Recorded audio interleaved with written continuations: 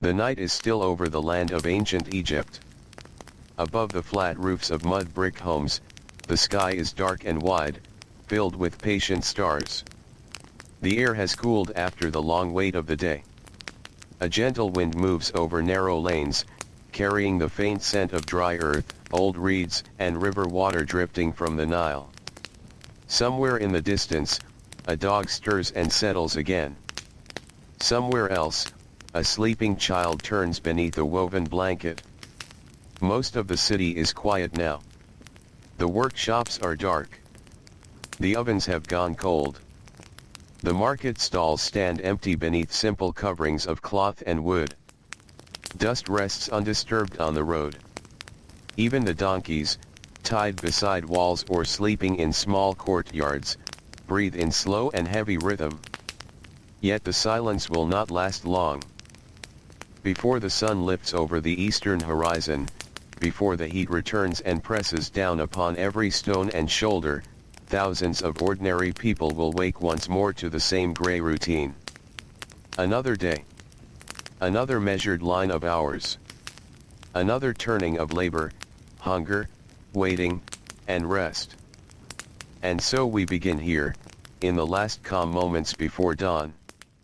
Inside one small house, built close beside others like it, a man sleeps on a low mat made of woven reeds.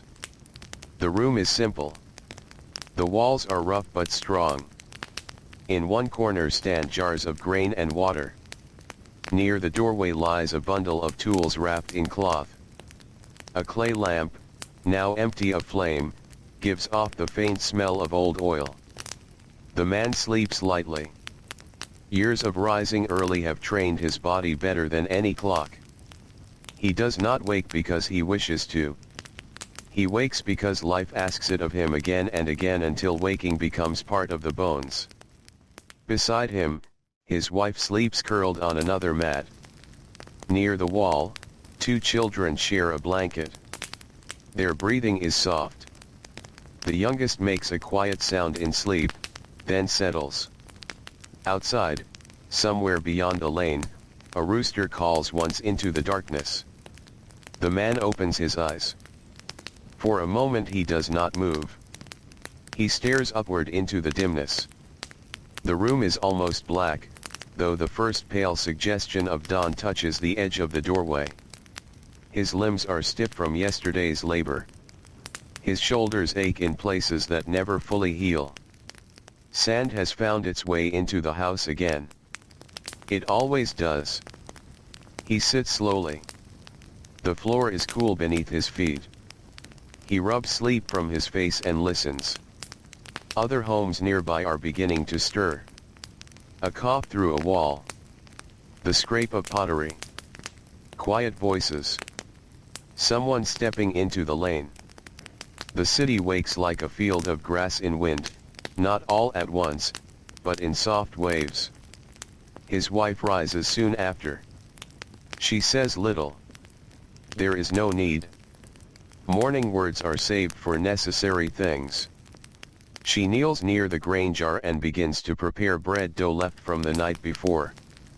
Her hands know the work without thought. Water, flour, salt, pressure, shape. The man lifts a jar and drinks. The water is cool but tastes faintly of clay. He drinks slowly. There will be thirst later, and much of it. A child wakes and blinks into the dim room. Then another. Soon there is movement, small hands rubbing eyes, tangled hair, quiet hunger. The mother tears a piece of yesterday's bread and gives it over. No one complains that it is dry. Dry bread still fills the stomach. Outside now, the lane is alive with early footsteps. Sandals brush stone. Neighbors pass in shadow. A woman carries a basket on her head. Two boys hurry with empty jars toward a public well. An older man leans on a staff and walks with practiced patience. The world is not hurried in the modern sense, yet no one is idle. Dawn belongs to work. The man steps outside. The air holds that rare coolness which lasts only a little while. He lifts his face to it. Above the eastern rooftops, the sky has turned pale gray. Soon it will become gold, then white, then blinding. He bends to tighten the straps of his sandals. Across the lane, another worker does the same. They nod to one another. No greeting is needed. They have shared many mornings like this one. Some men go toward fields beyond the settlement. Some go toward the river docks. Some go toward stone yards, building grounds, temples, storehouses, workshops. The paths differ, but the pattern remains.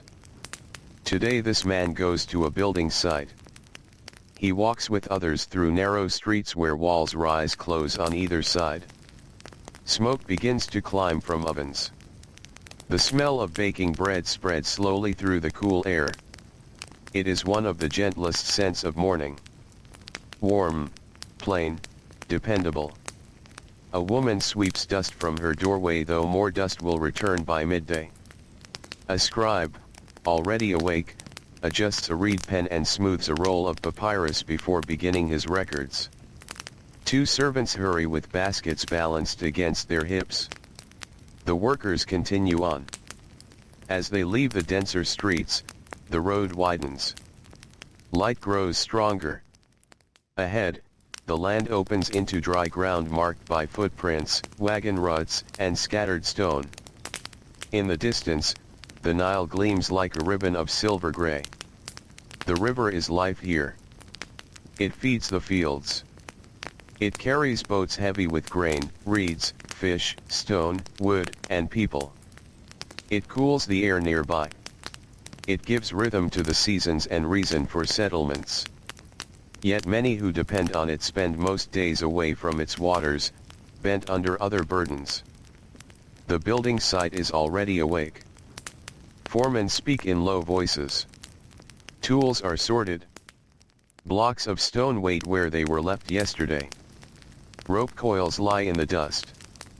Wooden sledges rest nearby. Men gather in small groups, stretching sore backs, rubbing hands, drinking quickly before labor begins. No trumpet sounds. No grand order is needed. The day simply starts. The man takes his place beside others assigned to move cut stone from one side of the yard to another. The task is not glorious. It is not remembered by name in carved records. Yet walls rise only because nameless shoulders strain together. Hands grip rope. Feet brace in sand. At a signal, they pull. The sledge moves an inch, then another. Wood groans.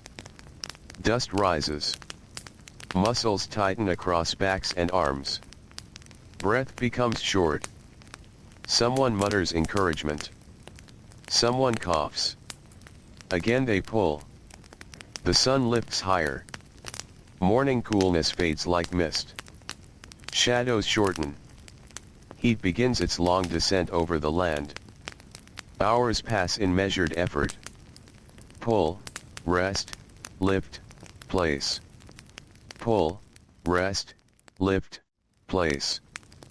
Nearby, another crew shapes stone with pounding rhythm. Beyond them, laborers carry baskets of rubble. A water bearer moves among the groups with jars balanced from a pole across his shoulders. Men drink in turn, careful not to waste a drop. A scribe stands beneath a patch of shade, marking tallies, names, quantities, absences. His work is cleaner than theirs, but not easy. He must stand, observe, remember, and answer for mistakes. The man glances once toward him. There are many kinds of tiredness in this world. By mid-morning, sweat darkens tunics and runs down arms. Dust clings to damp skin.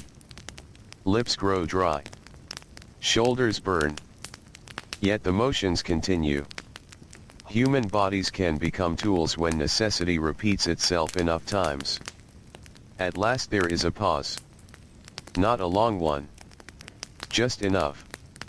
The workers gather where a wall casts narrow shade. They sit on stones or directly on the ground. Some remove sandals and rub their feet. Some stretch their necks. Some close their eyes without sleeping. Food appears from wrapped cloth bundles. Bread. Onion.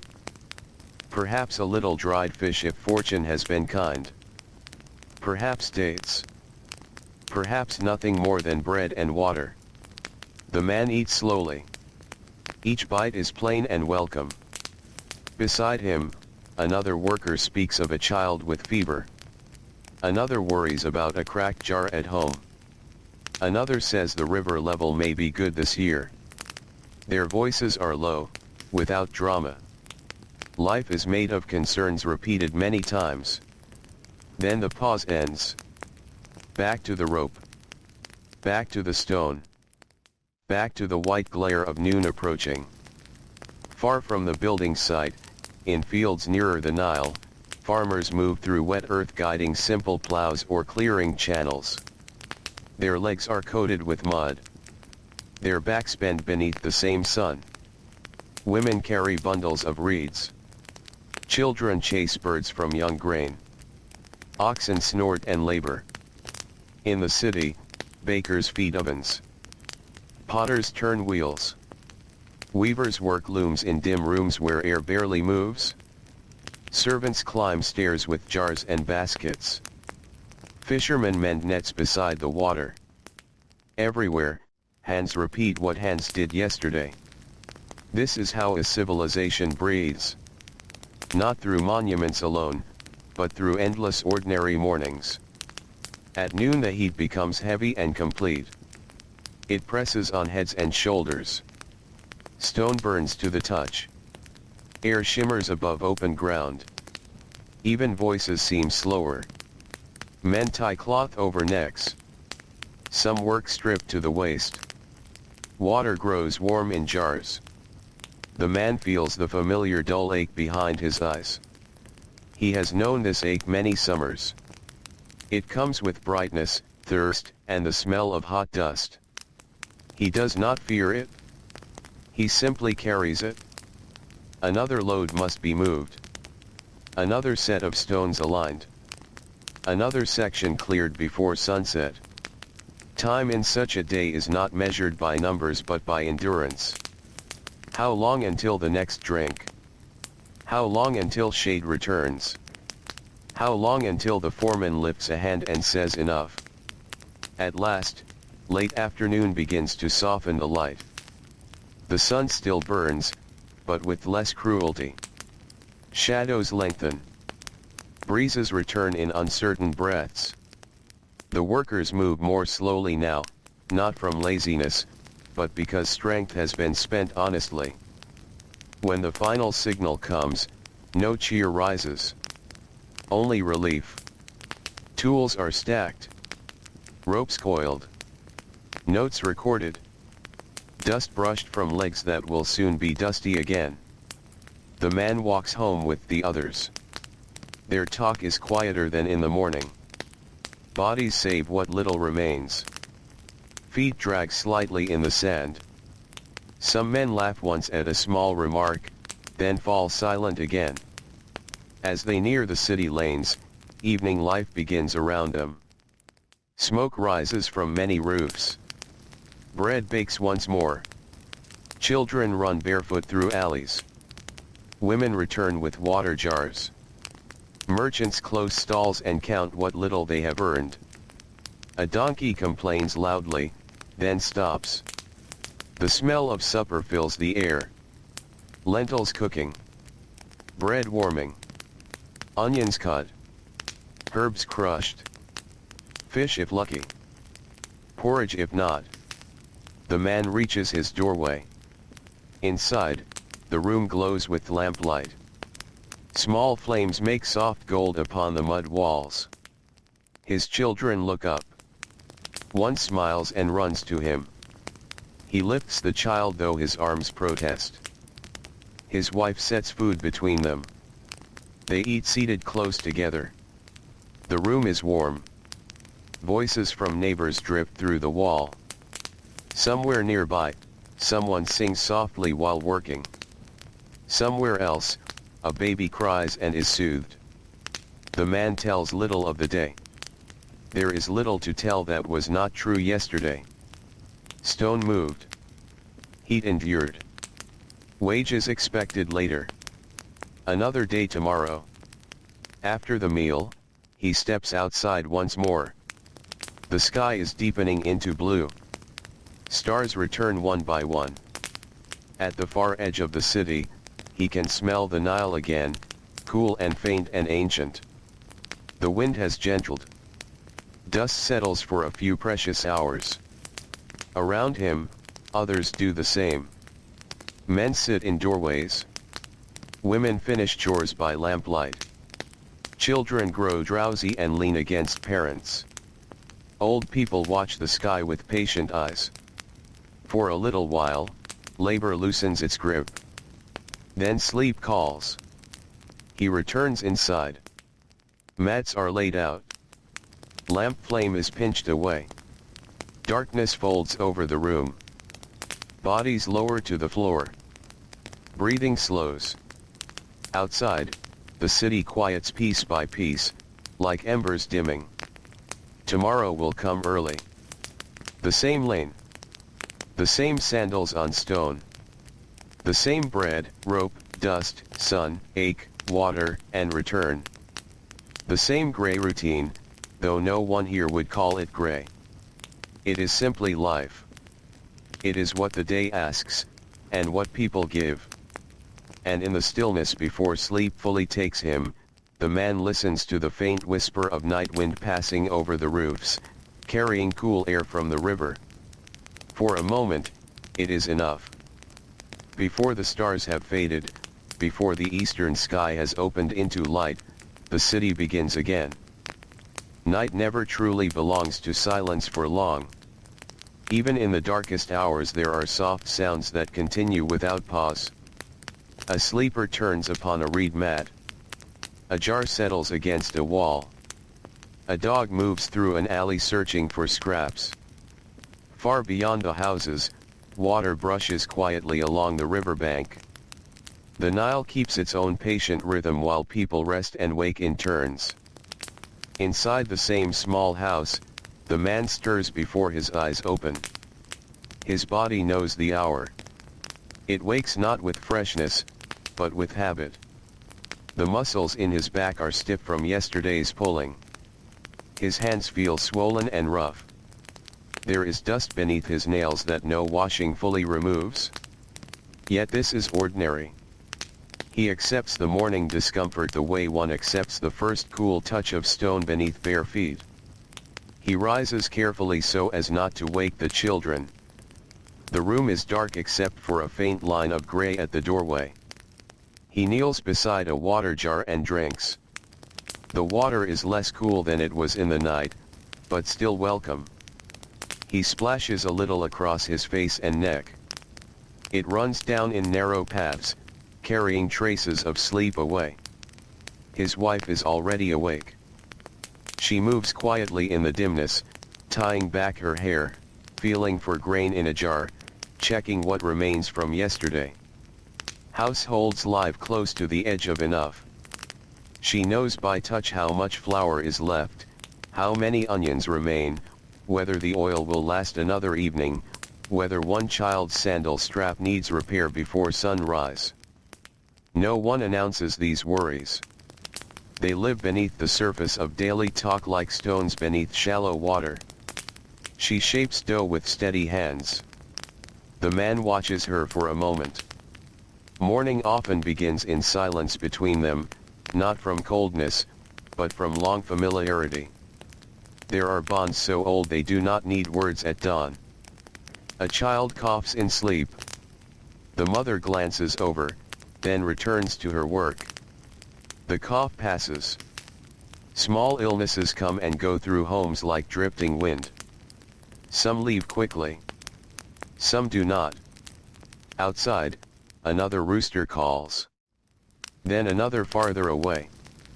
Soon footsteps sound in the lane. Doors open. Hinges scrape. A woman laughs softly at something said too low to hear. Someone draws water from a jar.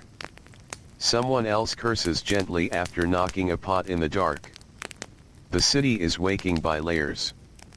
The man eats a piece of bread while it is still warm from the hearthstone. It is simple and dense. He tears it slowly, chewing with patience. Hunger will return long before midday, but for now it steadies him. When the children wake, their hair tangled and eyes heavy, he touches each head in passing before stepping outside. The air before sunrise is kind. It carries a softness that will vanish soon. Dust lies settled. The sky overhead is deep blue fading towards silver in the east. The roofs of nearby homes rise flat and still, some with sleeping figures yet rolled in blankets, hoping for a few more moments before the day claims them. Across the lane, an old woman sits already awake, wrapped in cloth, watching the world begin. Age has changed her work but not her hours. She nods as the man passes. He nods back. He joins the flow of workers moving through the narrow streets. Some carry tools over their shoulders. Some balance baskets. Some lead donkeys loaded with jars or sacks. Young boys hurry after fathers, learning too early the road to labor. Girls walk beside mothers with baskets of bread for sale or cloth for washing. The streets smell of ash, dough, damp clay, and the faint sweetness of dates from a nearby stall being uncovered. As light grows, walls take shape around them. Painted signs, faded by years. Doorways patched and repaired many times. Windows small against the heat. The city is not neat or grand in these quarters. It is lived in. Hands have worn every surface.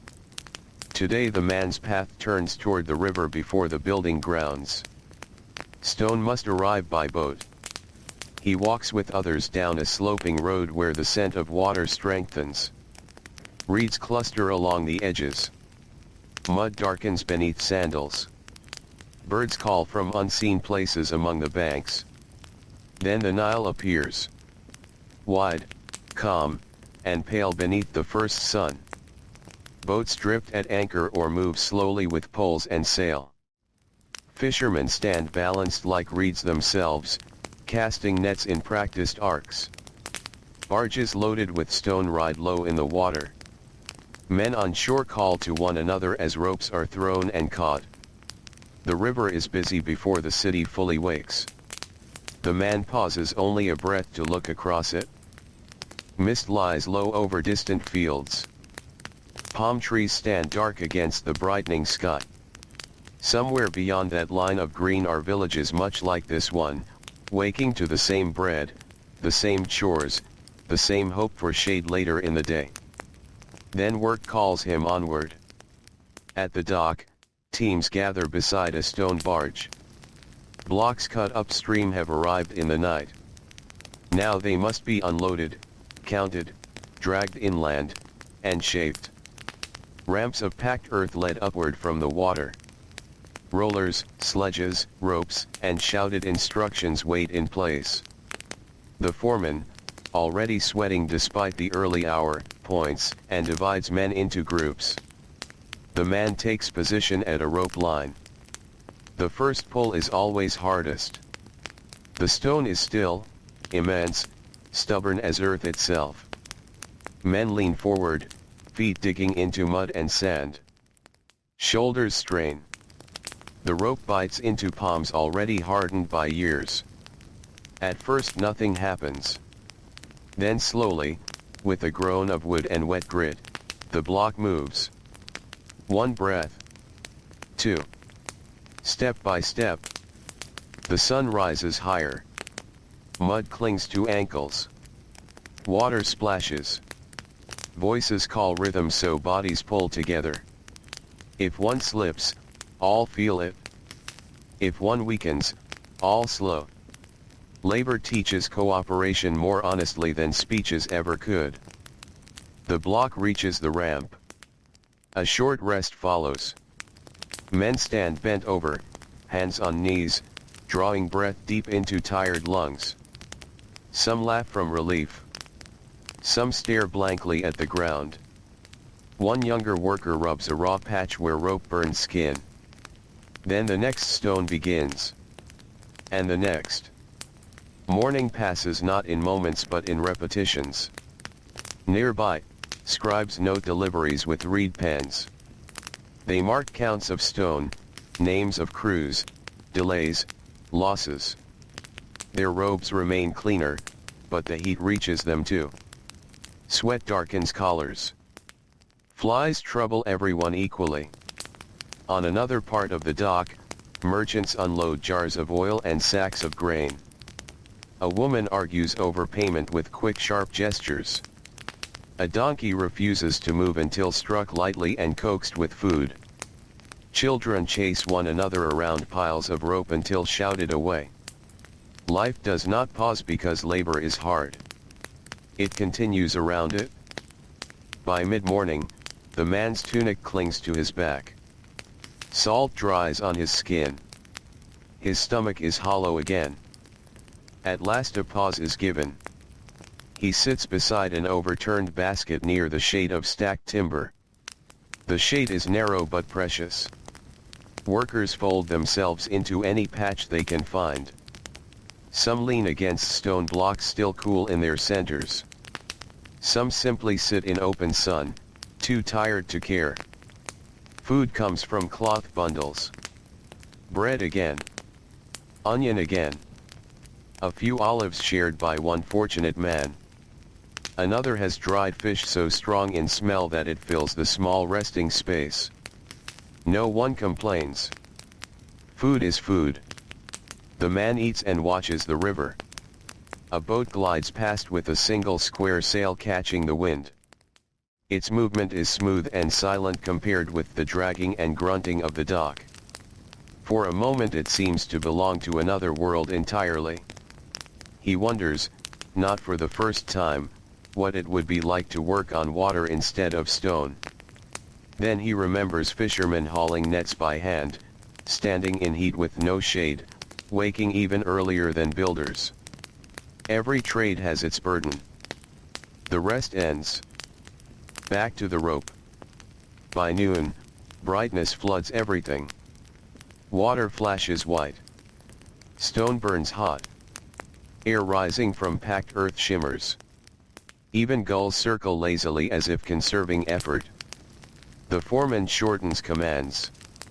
Men need fewer words now. Each knows the motion required.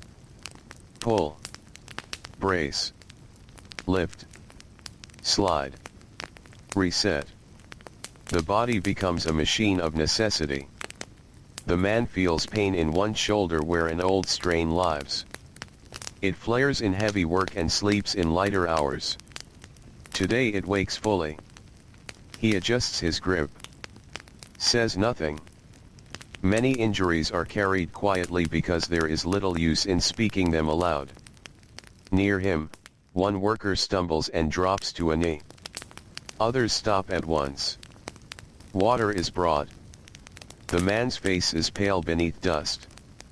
After a few breaths he rises again, slower now. No one praises this. No one is surprised by it. It is common. When the final stone is placed for the day, the sun has begun its long slope westward. Work shifts inland where some men remain to shape edges smooth. Others, including the man, are released to go. He washes his hands in river water before leaving. The mud loosens. Dust runs away in brown lines. His skin beneath is darker where sun has touched it year after year. He splashes his face and closes his eyes. The coolness lasts only moments, but those moments feel generous. The walk home is slower than morning. Streets now are louder. Sellers call the last of their goods. Children run in packs, their feet slapping stone. Goats complain from tether posts. From open doorways come smells of evening meals beginning. A woman sits weaving by the entrance of her house, fingers moving even while she talks with a neighbor.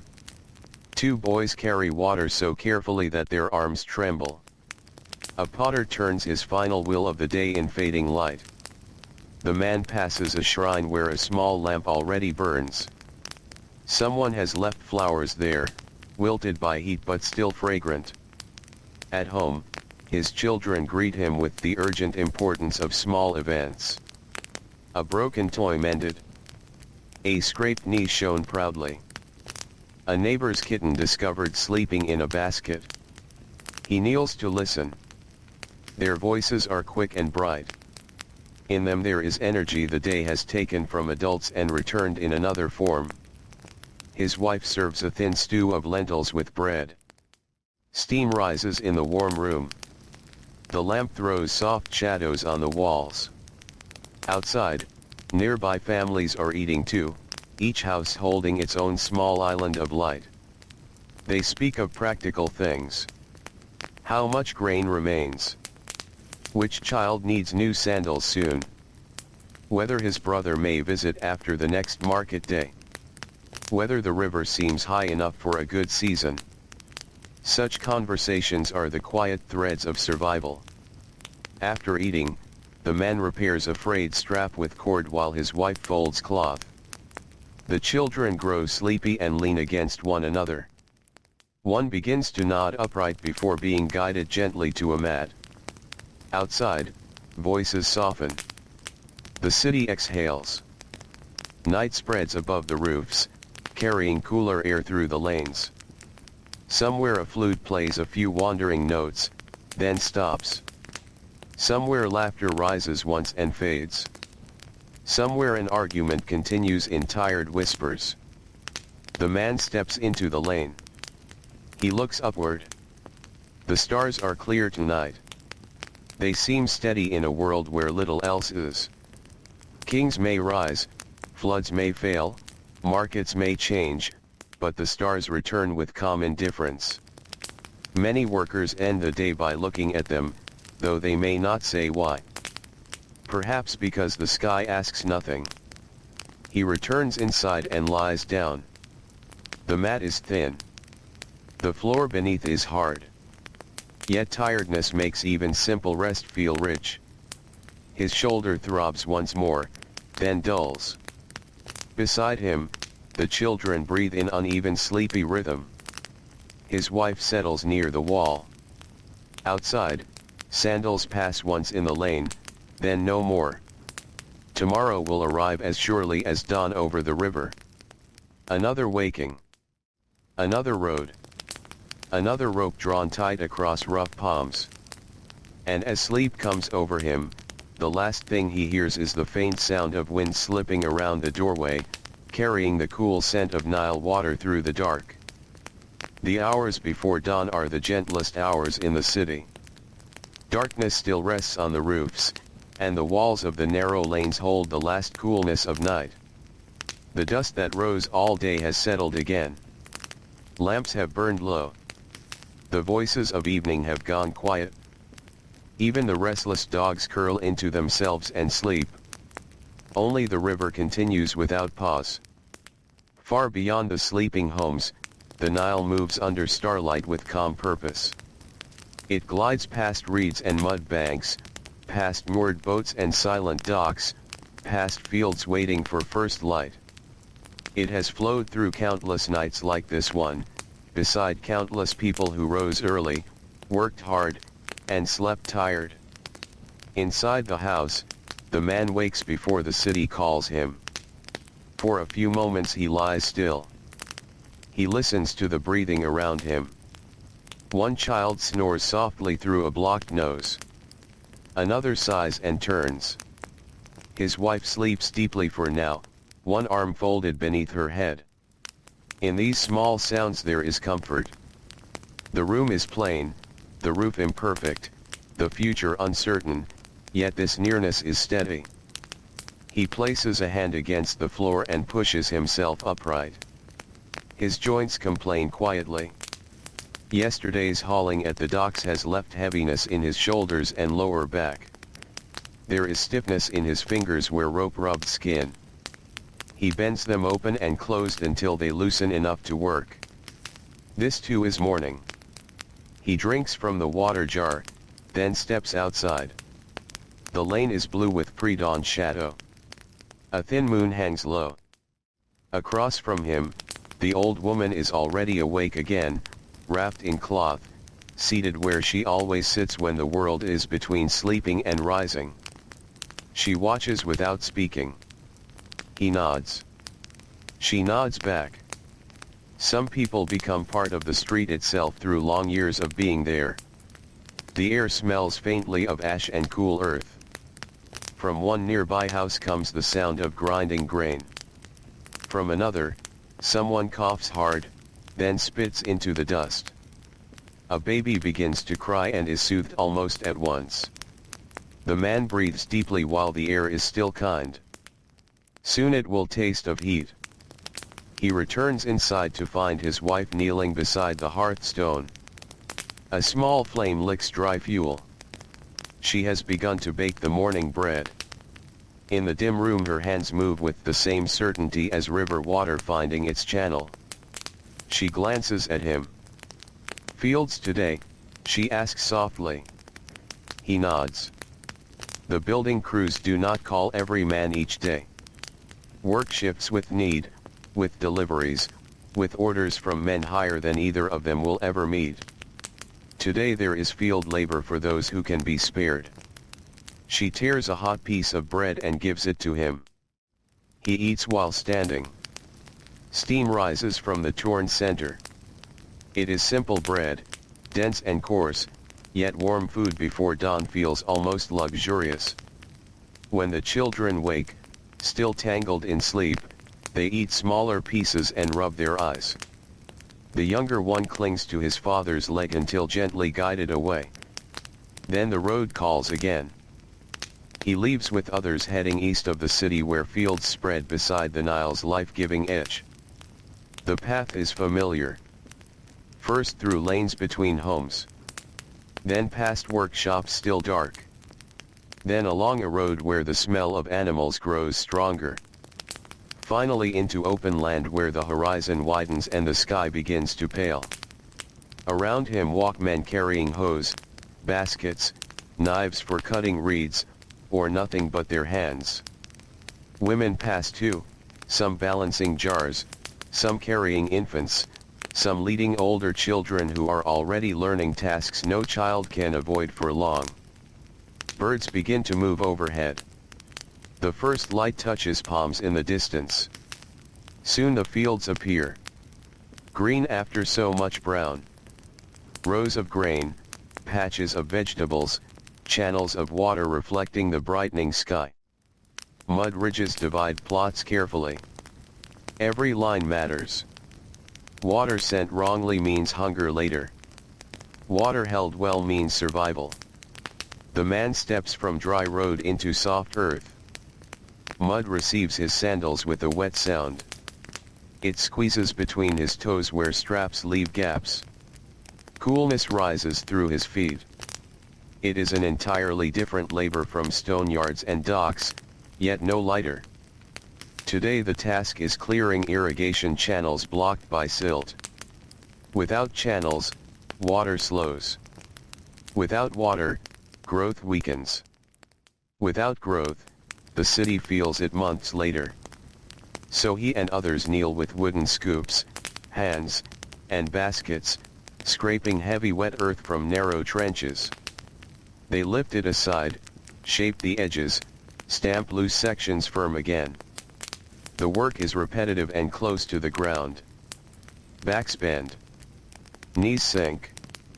Hands darken with mud. At first the morning is pleasant enough. The sun is low. Birds call from reeds. Water slips quietly through reopened channels. A breeze moves across the green shoots. But comfort in Egypt is often brief. As the sun rises, the wet smell of mud thickens. Insects gather. Light sharpens. Bending grows harder with each hour. The man straightens now and then to ease his spine, then bends again. Nearby, two boys drive birds away from young grain by waving cloth and shouting. They make a game of it for now. In a few years they will no longer shout with such joy. An older farmer inspects the flow of water with narrowed eyes. He can judge levels by sound and glance. Experience lives in gestures more than words. The man respects such knowledge. Stone can be moved with strength. Water requires patience. By mid-morning, the channels run clear. The crew shifts to pulling weeds from a vegetable plot. Fingers work quickly through leaves and damp soil. Some weeds come free easily. Others cling stubbornly and break, leaving roots behind to return later. There are many things in life like that. When a pause is given, the workers gather beneath a date palm at the field edge. Shade falls in broken patterns. It is enough. They sit in a circle of tired limbs. Bread appears again.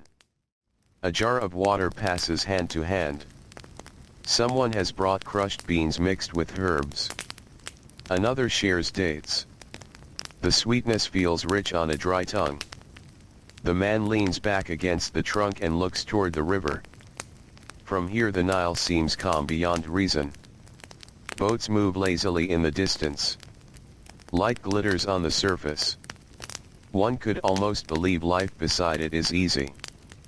Yet every green patch between city and river has been argued with, dug, measured, repaired, defended, and worked by thousands of hands.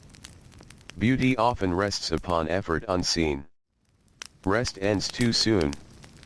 The older farmer asks for help repairing a damaged bank where water has begun to leak into the wrong plot. Men rise without complaint. They know one broken edge today becomes wasted harvest later. They pack wet mud, stamp it firm, brace it with reeds, and redirect the trickling water. The work is messy. Mud climbs to calves and stains tunics dark. The man laughs once when another slips and sits heavily in the channel. The laughter is brief but real. Even tired people keep small sparks of joy. Noon arrives with blunt force. Shade shrinks. Air grows still. Sweat runs freely and dries quickly. Flies become relentless. Hands slow. Thoughts narrow to the next motion, the next breath, the next swallow of warm water. The man feels the familiar heaviness behind the eyes again. It comes on many days like a curtain slowly drawn. He keeps working. There is no glory in endurance here. Only necessity. At last the older farmer waves an end for the day. Tools are gathered. Baskets stacked. Water checked one final time. Men wash mud from arms and legs in a side channel, though some remains in every crease. The walk home feels longer after field work. Mud dries on sandals and cracks away with each step. Clothes cling damply. Shoulders droop.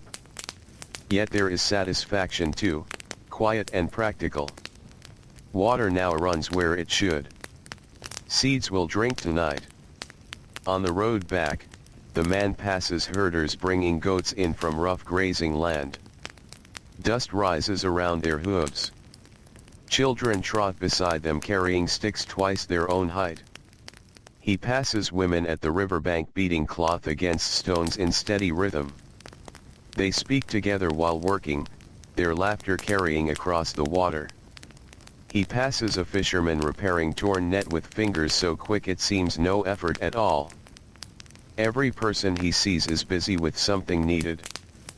The city receives him in late afternoon noise. Markets thin but do not vanish. Bakers sell final loaves. Potters arrange cooling jars. Scribes step from shaded rooms squinting into the light after long hours bent over records. The man stops briefly at a cellar with onions and trades a small measure of grain for 2 good ones and 1 bruised one hidden beneath. He notices but says nothing. Such small deceptions are old companions of trade. At home, the children run to inspect the mud on his legs as if it were treasure from another world. He lets them laugh. His wife shakes her head at the state of his sandals and sets water for washing. Inside the room, evening gathers warmly. She cooks onions with lentils in a clay pot. The smell fills the house. Bread warms beside the hearth. A lamp is lit though daylight still lingers near the doorway. He washes at a basin, rubbing dried mud from calves and feet. The water turns brown. He pours it outside and returns cleaner but still tired to the bone. They eat together close to the floor. The younger child talks without pause about seeing a cat chase a lizard. The older speaks proudly of helping carry water without spilling much. Their mother listens while dividing portions fairly. The man smiles more with his eyes than his mouth. Exhaustion softens even happiness. After the meal, he lies back against the wall while his wife mends a tear in cloth. The children draw shapes in dust on the floor until sleep steals their interest. Outside, twilight settles across the lane. Neighbors speak in low tones. Someone nearby grinds grain for tomorrow. Somewhere farther away, a flute returns with slow wandering notes. The sound drifts through warm air like smoke. The man steps outside once more. Above him the sky darkens into deep blue. First stars appear. The day's heat leaves the walls little by little. A breeze moves down the lane carrying the cool scent of water and wet reeds. He closes his eyes. No foreman calls. No rope cuts his hands. No mud grips his feet. For these few breaths, there is only wind and night. Then he opens his eyes and goes back inside. Mats are spread. Children are guided down. The lamp is pinched out. Darkness folds around them gently. His body sinks toward sleep almost at once. Tomorrow may be stone again. Or docks. Or fields. Or some errand given by men who know only numbers and names on a page. It hardly matters. Morning will come, and with it the same quiet duty of rising. Outside, the Nile moves unseen through the dark, steady as breath, while the city sleeps beside it once more. Long before sunrise, the city rests beneath a veil of quiet blue darkness. The rooftops are cool. The narrow lanes hold pockets of night air between their mud brick walls. Dust lies flat where yesterday's feet disturbed it. Lamps have gone out one by one, leaving only the stars above and the distant silver line of the river where moonlight touches moving water. These are the hours when even tired people sleep most deeply. The man sleeps on his reed mat with one arm across his chest. His children lie close together nearby, turned in opposite directions, blankets half kicked away in the night warmth. His wife rests curled near the wall where the floor feels slightly cooler. For a little while, no one asks anything of him. Then habit arrives before dawn. His eyes open into darkness. He does not know what sound woke him. Perhaps a rooster in the distance. Perhaps a neighbor rising. Perhaps only the old clock inside the body that has learned too many early mornings. He lies still and listens. The house breathes softly around him. A faint scratch from a mouse near the grain jar. A child murmuring in sleep. Wind touching the doorway curtain. Somewhere outside, sandals passing lightly over stone. Another day has already begun for someone. He sits up slowly. The ache in his back is lower today, but there is soreness in his thighs from the field work. Kneeling in mud uses different muscles than hauling stone. The body keeps count even when the mind stops noticing. He drinks from the water jar and lets the last coolness of night settle inside him. Then he steps into the lane. The old woman across the way is not yet in her place. Even that small absence feels strange. Doors remain closed. No smoke rises yet. The city seems to hold its breath before waking. He looks upward. The stars are sharp and numerous. He has never traveled far, never seen foreign lands except in stories brought by merchants, yet the sky above all places must be much the same.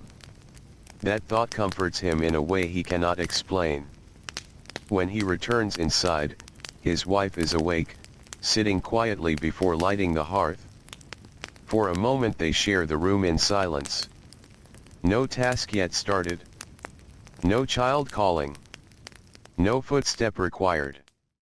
Only stillness. Then she reaches for kindling, and the day enters. Soon the smell of warming bread fills the house. The children wake one by one, hair tangled, faces soft with sleep. The younger complains of still being tired. The older searches for a missing sandal. Their mother finds it beneath a blanket without surprise. The man tears bread, eats quickly, and ties the cord of his tunic. Today he has been asked to carry goods for a merchant whose regular porter is ill. Such changes happen often. Few workers belong to one task forever. Need shifts like wind, and men shift with it. He leaves as first light begins to gather. The streets are fuller now. Women sweep doorways though dust waits to return. Boys hurry with baskets. A baker removes the first dark loaves from an oven, mouth glowing orange. The smell is rich and warm, turning heads as people pass. At a small shrine near the corner, someone has left fresh flowers in a clay bowl. Their scent mixes with smoke and ash. The merchant's storehouse stands near the market quarter. It is a modest place with thick walls, wooden doors, and jars stacked in careful rows. Sacks of grain lean against one side. Baskets of dried figs, folded cloth, rope, oil jars, and bundles of papyrus crowd the interior. Nothing is luxurious here, yet everything has value. The merchant himself is already awake and speaking rapidly. He is not an unkind man, but he lives in numbers and worries. Prices rise. Deliveries delay. A jar breaks. A customer bargains too hard.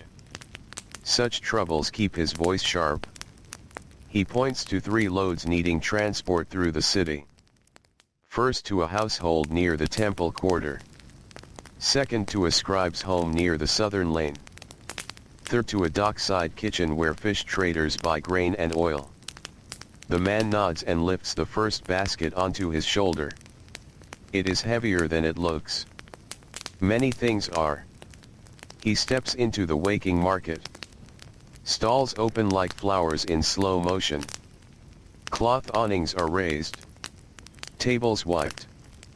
Goods arranged. Potters line up jars by size. Vegetable sellers spread onions, beans, cucumbers, and greens still damp from washing. A spice trader opens sacks that send warm scents into the air. Voices build gradually. Greetings. Arguments. Prices named and rejected. Animals complaining. Children laughing. The city does not wake all at once. It gathers sound like a river gathers streams. The man moves through it carefully, basket balanced high. He passes a barber already shaving a client in the open air. He passes 2 scribes discussing accounts while walking too slowly for those behind them. He passes laborers heading out with ropes over shoulders, faces already resigned to the sun. At the first house, a servant opens the door and takes the goods without much expression. Wealth often teaches people to look past the hands that carry their comforts. Still, the servant slips him a small piece of date cake left from yesterday. A kindness can come from unexpected places. He thanks her and walks on, eating the sweet crumb slowly. The second delivery takes him through narrower lanes where walls rise close and shade lingers longer. Laundry hangs between rooftops. Cats move silently along ledges. Someone pours wash water into the street and apologizes too late. The scribe's home smells of ink, reeds, and old paper. The scribe himself accepts the goods distractedly, already thinking of records not yet written. His fingers are stained dark where the pen rests. He squints at the receipt token, nods, and disappears inside. The man wonders what it must be like to work seated. Then he notices the stoop in the scribe's shoulders and the tiredness in his eyes. Every labor bends the body somewhere. By the time he returns for the third load, the sun is climbing with purpose. Heat begins to gather in courtyards and cling to walls. Shade shortens. Flies become bold. The merchant hands him 2 jars of oil wrapped in netting and a sack of grain. "Careful," he says, as if carelessness were free. The dockside road slopes toward the river. Smells change there. Less bread. More mud. Fish. Wet rope. Tar. River weeds. Men shout across water. Oars knock wood. Gulls circle overhead with harsh voices. Nets dry on poles like woven shadows. He delivers the goods to a kitchen little more than a shaded lean-to beside larger storage huts. Women there are already gutting fish with swift hands. One laughs at something another says, though neither pauses in work. They give him a cup of watered beer for the road. It is sour and warm. It is excellent. He drinks every drop. By midday, the merchant has no more loads. So the man is free for a few hours, though free often means finding another small task before evening. He chooses instead to walk slowly home by the river path. This path is quieter. Reeds whisper in the breeze. Water laps softly at mud banks. A fisherman sits mending net in patient silence, knot after knot. Farther ahead, 2 boys skip stones and compete without speaking. The man sits beneath a palm tree for a brief rest. He stretches his legs. His shoulders ache from carrying. His neck feels tight. Yet there is relief in using different muscles than yesterday. Variety, even in hardship, can feel like mercy. He watches a boat pass with a square sail full of wind. The crew moves calmly, practiced and unhurried. For a moment he imagines being carried where the river chooses. Then he remembers storms, sandbanks, broken masts, and nights sleeping cold on deck. No life is free of weight. When he reaches home, the room is shaded and cooler than outside. His wife is grinding grain. The children sit nearby shaping little figures from mud, serious as sculptors. They proudly show him a donkey that looks more like a lump. He praises it sincerely. He eats bread and onions, then lies back for a short rest. Afternoon light shifts slowly across the wall. He does not fully sleep. He drifts near sleep while hearing neighborhood sounds through the doorway. A baby crying. Someone singing while washing pots. A jar breaking and the burst of angry voices after. Goats bleating. Sandals passing. Life close by, never far. Later, when the worst heat begins to loosen, he rises to mend a cracked basket handle for a neighbor in exchange for tomorrow's onions. Hands must remain useful even in rest hours. He sits in the lane weaving reeds and cord together. The old woman across the way has returned to her usual place. Today she smiles faintly and says her knees were stubborn this morning. He nods as if knees were weather. They often are. Evening comes softly. The sun lowers behind walls and roofs. Long shadows cool the lane. Smoke rises again from hearths. Smells of lentils, garlic, baking bread, and roasting fish drip through the neighborhood. The man's family eats close together in lamplight. The younger child falls asleep sitting upright before finishing bread. The older insists on staying awake and loses the battle moments later. His wife laughs quietly. It is a tired laugh, but warm.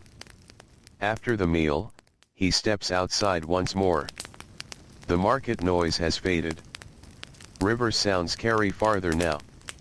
Somewhere distant, a drum taps slowly, then stops. The stars return above the dark rooftops. Today was different from stone yards. Different from fields. Different from docks. Yet beneath every change lies the same steady shape of life. Wake. Carry. Sweat. Eat. Return. Rest. Sleep. He goes back inside and lies down on the reed mat. The room is warm but peaceful. His children breathe softly. The lamp has been extinguished. Only a pale line of moonlight reaches across the floor. His eyes close. Tomorrow's work is unknown. But dawn is not. And outside, beyond the walls and sleeping lanes, the Nile continues through the night with slow eternal patience. The deepest part of night has passed. A cool hush lingers over the city, gentle and thin, like cloth laid lightly across tired shoulders. The roofs are pale shapes beneath fading stars. Lanes lie quiet between mud brick walls. Yesterday's footprints remain in settled dust until new feet erase them. Somewhere a donkey shifts in sleep and knocks wood softly with a hoof. Somewhere a child murmurs and falls still again. Somewhere the river moves through darkness, never sleeping, never hurrying. Inside the house, the man dreams of carrying something that has no end. In the dream the load grows lighter whenever he nears his door, then heavy again when he turns away. Such dreams come to workers often. The body remembers labor even while the mind wanders. He wakes before dawn with a breath that feels unfinished. For a moment he does not know where he is. Then the familiar room gathers around him. The wall beside his hand. The grain jar in the corner. The shapes of his sleeping family. The smell of old ash from the hearth. He exhales slowly. Morning has found him again. He rises with care. Today there is soreness in the neck from carrying jars and sacks the day before. One shoulder cracks softly when rolled. He winces, then smiles at himself in the dark. The body speaks in small complaints now more than it once did. He drinks water. It is slightly warm from the night air, yet still welcome. Outside, the lane is almost empty. A faint gray line has formed in the east. The old woman is in her place again, wrapped in cloth, hands folded. "You rise early," she says. "So do you," he answers. She gives a small shrug. "At my age, sleep forgets me." He smiles and steps on. The city around them is beginning its slow return to motion. A door opens nearby. Someone clears a throat loudly. The soft scrape of a broom on stone comes from farther down the lane. Above, a bird lands on a roof edge and calls once into the dimness. Inside the house, his wife has already lit the hearth. Flame glows low and orange, painting warm color across the walls. She kneads dough with firm, patient hands. The children still sleep, curled close together. He sits near the doorway while waiting for bread.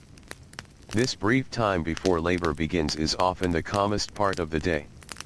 Nothing has yet gone wrong. No heat has risen. No back has bent. No order has been shouted. There is only waiting, and the smell of bread, and the soft sounds of a household waking. His wife hands him the first piece, hot enough to shift between fingers. He tears it and steam escapes. They eat quietly. Today word has come that extra hands are needed at a workshop near the market quarter, where wooden chests and stools are made for merchants, scribes, and wealthier homes. The man has little skill in carpentry, but workshops need sweepers, lifters, sanders, carriers, and hands to turn rough wood into something useful. So after dawn, he walks there. The streets brighten quickly. Sunlight reaches upper walls first, then slides downward into the lanes. The night air over the Nile River from open spaces beneath the sky filled with market sellers begin their calls. Far from the noise of armies lift and fresh loaves from ovens. Beyond the tall stone statues, water carriers move steadily through the streets. Become famous. Poles across shoulders, rested jars swaying. Dark water and narrow dirt. The workshop sits in a row of other trays. Walls still held the warmth. Nearby are a potter, a metal worker, shifted softly, and a maker of sandals. Each doorway holds its own smell and sound. Stirred beside a wooden the carpenter's place smells of cedar shavings, sound of gentle dry dust against reeds along the shore, and sweat. Most people inside were already asleep. Beams cross the ceiling. A tired fisherman rested beside his folded net. Half-finished stools line one wall. A clay oven that had only recently carved lids wait for hinges. A young boy lay on a woven piles mat of near wood the doorway of a small according house. To size and quality. Blanket pushed aside. The master carpenter is a narrow man with quick eyes and hands scarred by long years of work and the slow chirping of insects. He wastes no near the riverbank. You, ancient Egypt, was never fully silent. Carry these even during the deepest hours of night. Then smooth edges, small sounds drifted through villages and crowded cities. The man nods. Sand moves a stack of planks to a bench. Water wood is different from stone and again. It yields slightly turned in their sleep after it smells alive even after cutting. It carries splinters instead of narrow homes before finally all morning the workshop sings with steady labor, and in only a few short hours rasp through boards. Another day would begin. Mallets knock joints into place. Young people in ancient Egypt, knives shave curls of wood that fall like dry ribbons. Sandstones were long rough before they were fully grown. Voices called for pegs quickly beside the Nile River. Oil, measurements. The world expected work. The man carries. Small hands carry jars of water. Turns. Thin shoulders lifted baskets of grain. He watches the skilled workers closely paths before sunrise. Their hands know where to press. Morning still where to shave the earth, where to strike. The lives of ordinary young measure with eye and habit more than marked lines. Quiet routine. A rough plank becomes a endless routine. A warped board becomes liberating. Each season small because wood is precious, and children learn at times he forgets his tiredness while watching transformation happen. Understood the smell of wet soil. Not all labor is dragging and lifted back from the fields. Some labor shapes. They knew the feeling of by mid-morning during hotter months. The workshop grows hot. They learned how to wake little breeze inside and move carefully through dim fine dust close in shafts of sunlight. Parents or younger brothers sweat and sisters. Tunics. In the scent of blue wood becomes thicker. Villages slowly awakened. The master carpenter checks the stone grinder while her daughter gathered and planes the edge himself with 3 swift passes. Somewhere nearby, perfect fit matted sandals around tired feet work travels through reputation faster than carts travel roads. Smoke rose slowly. The man admires the seriousness. Bread dough rested nearby beneath cloth. A younger apprentice hammers a peg crooked and must pull it free while others smirk. No one laughs long. Everyone was once the hand that missed. When a short rest is called, workers step outside into the lane where at least air moves. They sit against warm walls and eat bread, onion, a little cheese shared among 2 brothers. Someone passes watered beer in a skin. The man leans back and closes his eyes for a moment. From the neighboring metal shop comes the ring of hammer on bronze. From the potter's yard comes the low whir of a wheel turning. From the sandal maker's doorway comes the smell of leather and glue. Entire streets are built from repetition. Then the rest ends. Back inside, he is asked to rub oil into finished wood using cloth. He moves slowly over the grain of a stool and watches the surface darken, deepen, and shine. It is satisfying work. The wood seems to wake under his hands. For a little while he imagines learning this trade fully. Indoor work. Shaping useful things. Perhaps fewer days under the full sun. Then he sees the carpenter's bent fingers, the swollen knuckles, the scar across one wrist, the permanent stoop from years over benches. No road escapes where. At noon, he presses through the whole city. Even inside, the air feels heavy. The master sends extra hands away until tomorrow. There is no sense sweating men to death, he mutters, though likely he means tools and tempers as much as men. The man leaves grateful for shade but grateful too for release. He walks home slowly through bright streets. Market noise has softened under the noon sun. Sellers call less. Buyers move less. Dogs sleep in narrow shadows. Even arguments sound tired. He passes a water cellar and spends a small coin for a cup poured from a cool jar wrapped in damp cloth. The water tastes of clay and heaven. At home, the room is dim and cooler than outside. His wife has spread damp reeds near the doorway to sweeten the air as breeze passes through them. The children lie half asleep, too warm for play. He tells her of the workshop. She listens while sorting lentils from stones. "You liked it," she says. "I like the smell," he answers. She laughs softly. "Then perhaps tomorrow you can carry perfumes instead." He smiles. Humor in tired homes is often dry and brief, but precious. He eats bread dipped in oil and lies down for a short midday rest. Outside, the city hums quietly. Not silence. Never silence. But a slower sound. A softened sound. He drifts in and out of sleep while hearing distant wheels, muted voices, a baby crying, someone singing to themselves while sweeping.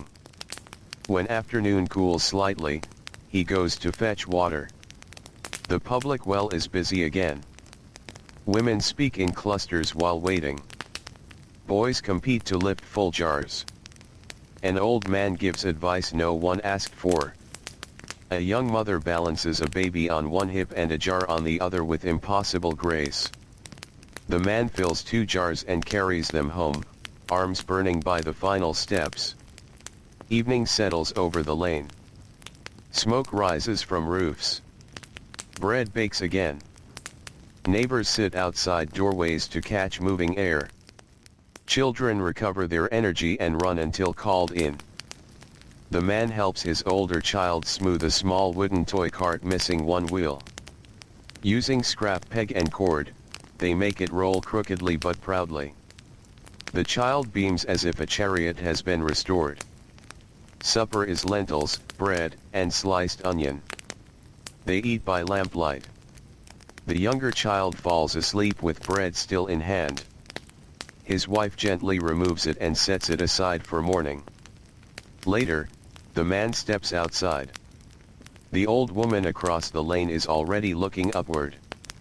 "Clear sky," she says. "Yes. Good for sleeping." He nods. The stars above are bright and steady. Warmth leaves the walls slowly. A breeze from the river finds its way through the narrow streets, carrying coolness and the faint scent of wet reeds. Today he worked among wood shavings instead of stone dust. Tomorrow may be something else again. Yet every day returns to the same hour. The meal finished. Children asleep. Voices fading. Night gathering. He goes inside and lies upon the reed mat. His muscles ache in many places, each from a different task. Shoulders from carrying boards. Arms from water jars. Neck from yesterday. Back from many years. Still, there is comfort in tiredness honestly earned. He closes his eyes. Beyond the walls, beyond the roofs, beyond the sleeping lanes, the Nile moves under stars with slow silver patience, while another dawn quietly waits its turn. The night has thinned, but dawn has not yet arrived. Between darkness and morning there is a narrow hour when the city seems to float. Shapes are soft. Sounds travel farther. The roofs are pale outlines against a fading sky. Even the dust in the lanes appears gentle. The man wakes during this hour. He lies still beneath the light blanket, listening to the breath of his family. His wife sleeps deeply tonight, one hand resting near the youngest child. The older child has rolled sideways and nearly claimed two mats instead of one. A small foot presses against the wall. He smiles in the dark. Then he feels the familiar heaviness in his shoulders and remembers the long years that have built it there. Age has not made him old, not yet, but labor has begun to mark him in quiet ways. Rising is slower than it once was. Knees speak when he bends. Fingers stiffen in the cool hours before dawn. He sits up carefully.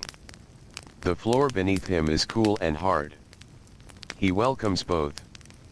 He drinks from the jar, then pours a little water into his palm and rubs it over his face. It wakes him fully.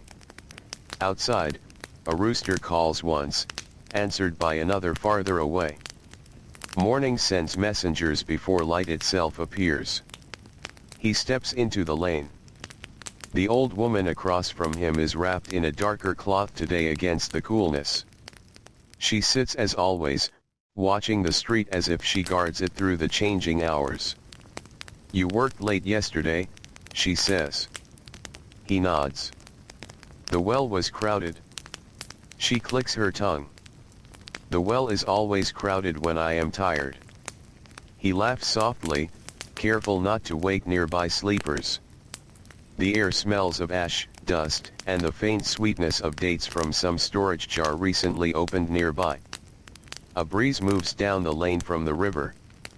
It touches his face and is gone. Inside, his wife is already awake.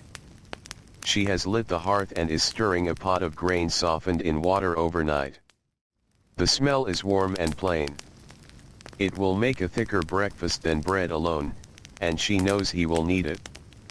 Today he has promised to help a cousin repair part of a roof before the hotter months fully settle in. Mud brick homes endure much, but roofs crack, edges crumble, beams shift, and every season asks for mending. He eats the grain slowly from a clay bowl. It is simple and filling. The children wake to smaller portions, blinking into the lamplight. The younger child asks if he will bring back something from the street. "A story," he says. The child accepts this seriously. When dawn brightens the doorway, he leaves carrying a basket of damp mud mix, a wooden trowel, and lengths of reed matting. The streets are still calmer than later hours. A baker sweeps ash from his oven mouth. Two girls carry jars together, laughing at something whispered. A man leads a stubborn goat that wants every doorway except the correct one. A scribe walks quickly with papyrus tucked beneath his arm, already late for somewhere. The city wears many moods between dawn and noon. His cousin lives 3 lanes over in a house slightly taller than most, with a narrow stair to the roof. The cousin greets him with the weary gratitude of a man who knows help is valuable. Cracks have formed near one corner where rain long ago seeped in and later sun widened the weakness. Loose plaster flakes away under the touch. They climb to the roof.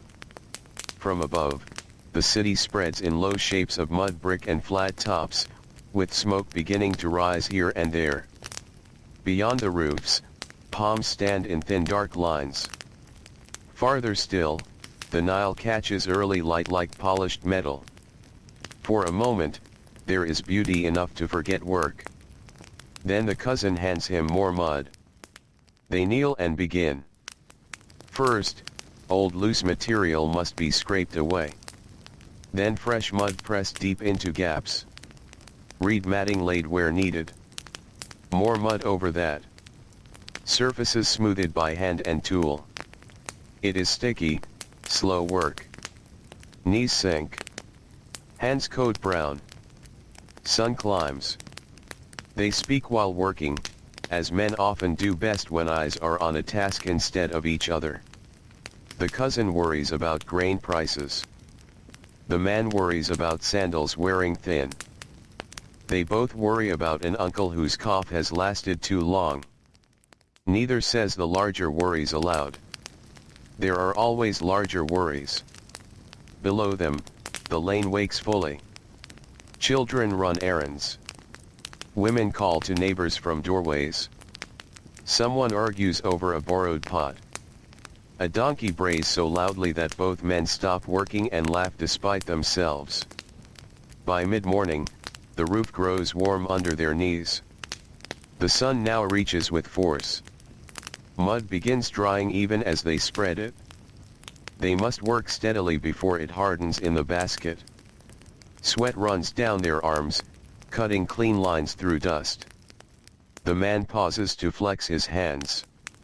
Roof work uses wrists differently than carrying or pulling. Every labor seems to discover a new place to tire. Nearby on another rooftop, two women spread washed cloth to dry.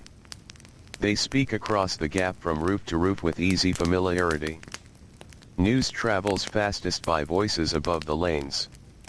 A child peeks over a stair edge, curious about the repair, then vanishes when noticed. At last the main cracks are sealed. They sit back on their heels and breathe. The cousin's wife brings up bread, onions, and watered beer in a small jar. She also brings thanks in the practical form of extra bread wrapped in cloth for later. They eat in rooftop shade cast by a low wall. From here the city sounds softened, mixed into one wide murmur. Hammering somewhere distant. Market calls carried by wind. Birds wheeling overhead.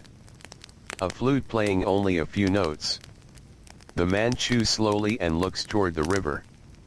He wonders how many rooftops in the city are being patched today by hands much like theirs. Thousands, perhaps. Homes survive because people keep repairing what time and weather undo. After rest, they smooth final surfaces and press edges firm. Then tools are rinsed. Hands scraped clean as best they can. Mud remains under nails and in skin lines. It will travel home with him. The cousin thanks him again and presses 2 onions into his hand. Payment among family is often modest and sincere. By noon, heat settles heavily. The man chooses a shaded route home, moving through narrower lanes where sunlight reaches only in sharp slices. He passes a perfume seller fanning flies from tiny jars. He passes a teacher tapping a reed stick beside children reciting lessons in tired voices. He passes a man asleep upright against a wall, mouth open, exhaustion stronger than pride. At home, his wife has dampened the floor lightly to cool the room. The children sit quietly, drawing shapes in dust with sticks. Even they feel the heat's command to slow down. He washes roof mud from his arms and face. The water turns cloudy and warm at once.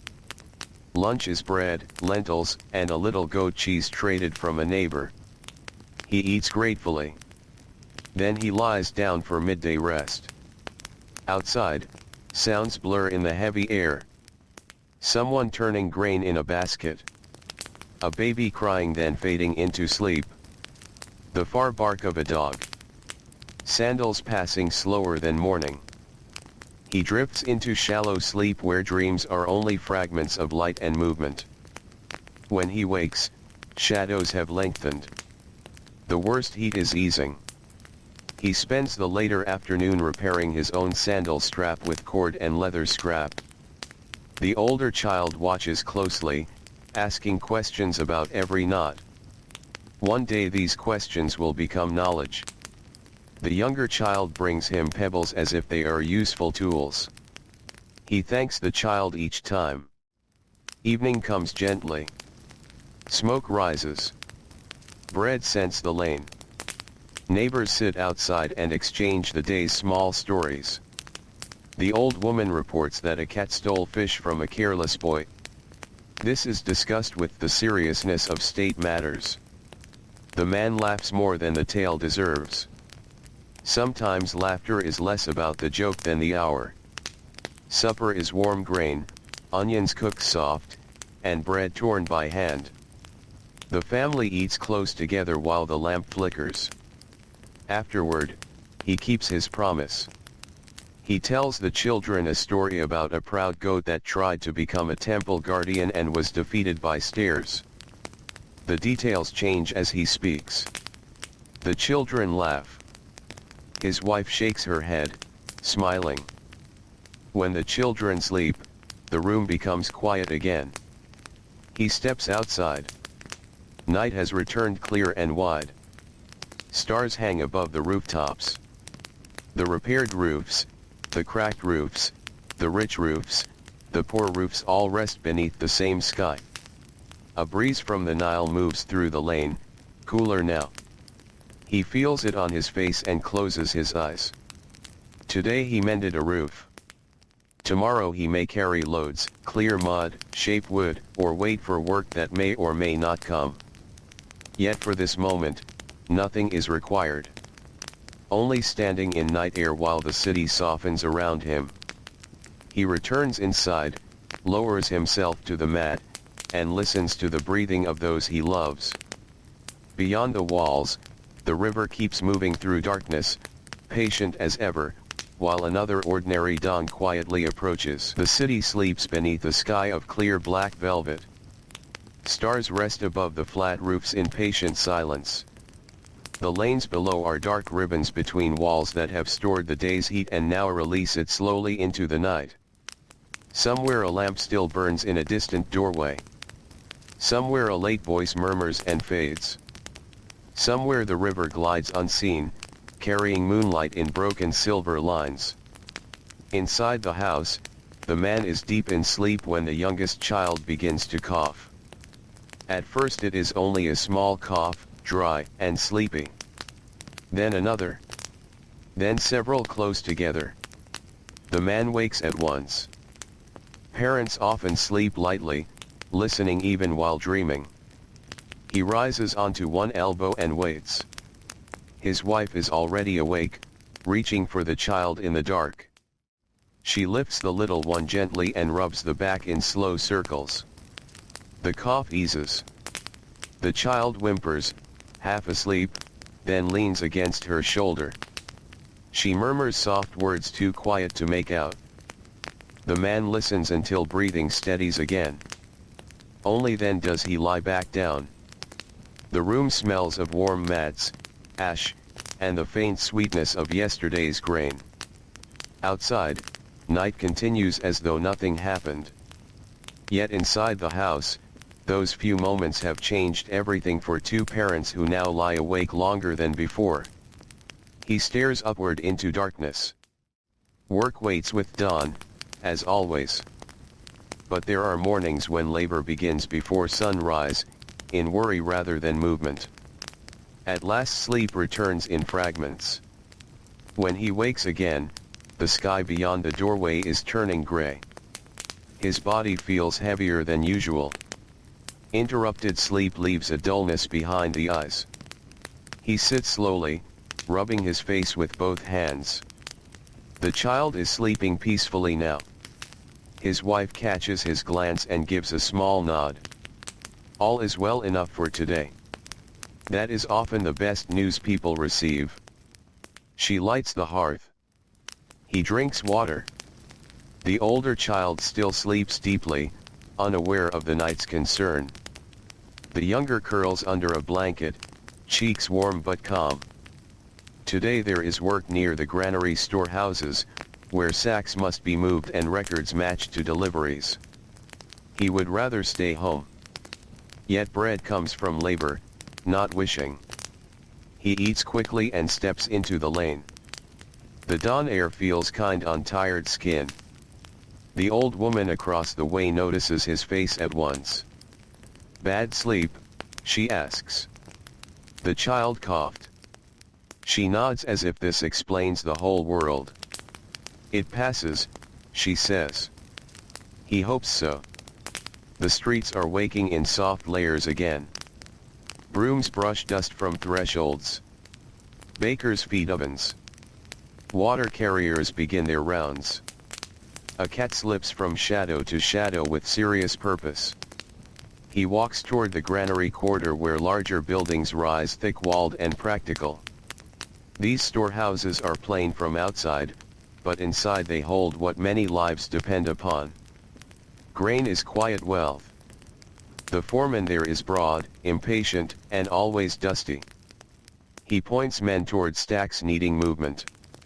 New deliveries must be arranged. Older sacks inspected. Damaged stores separated. Rats are constant enemies and never entirely defeated. The man joins a line carrying sacks from cart to storage room. Each sack is coarse against the shoulder and heavier than expected. Grain shifts inside with every step, changing balance. Fine dust escapes seams and clings to skin. In. Down. Turn. Out again. Repeat. The rhythm of labor returns quickly, even to a tired body. Inside the granary, air is thick with grain dust and warmth. Light enters through high openings in pale beams. Tiny particles float like golden mist. Men cough often. Some tie cloth over mouth and nose. Scribes sit at low tables near the entrance, marking amounts on papyrus rolls. Their pens move steadily while voices call numbers around them. 20 sacks. Damaged seam. 3 jars missing. Set those aside. The man glances at the records and wonders how much of life is decided by marks on sheets few workers ever touch.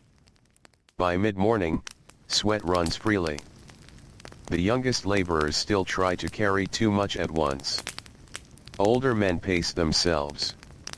Experience is often nothing more than knowing what not to attempt. One sack tears as it is lowered. Grain spills across the floor in a soft rushing sound. Everyone stops. The foreman groans louder than the accident deserves. Then several men kneel and scoop kernels into baskets, saving what they can. Nothing is wasted willingly. The man helps, his fingers moving through warm grain like dry sand.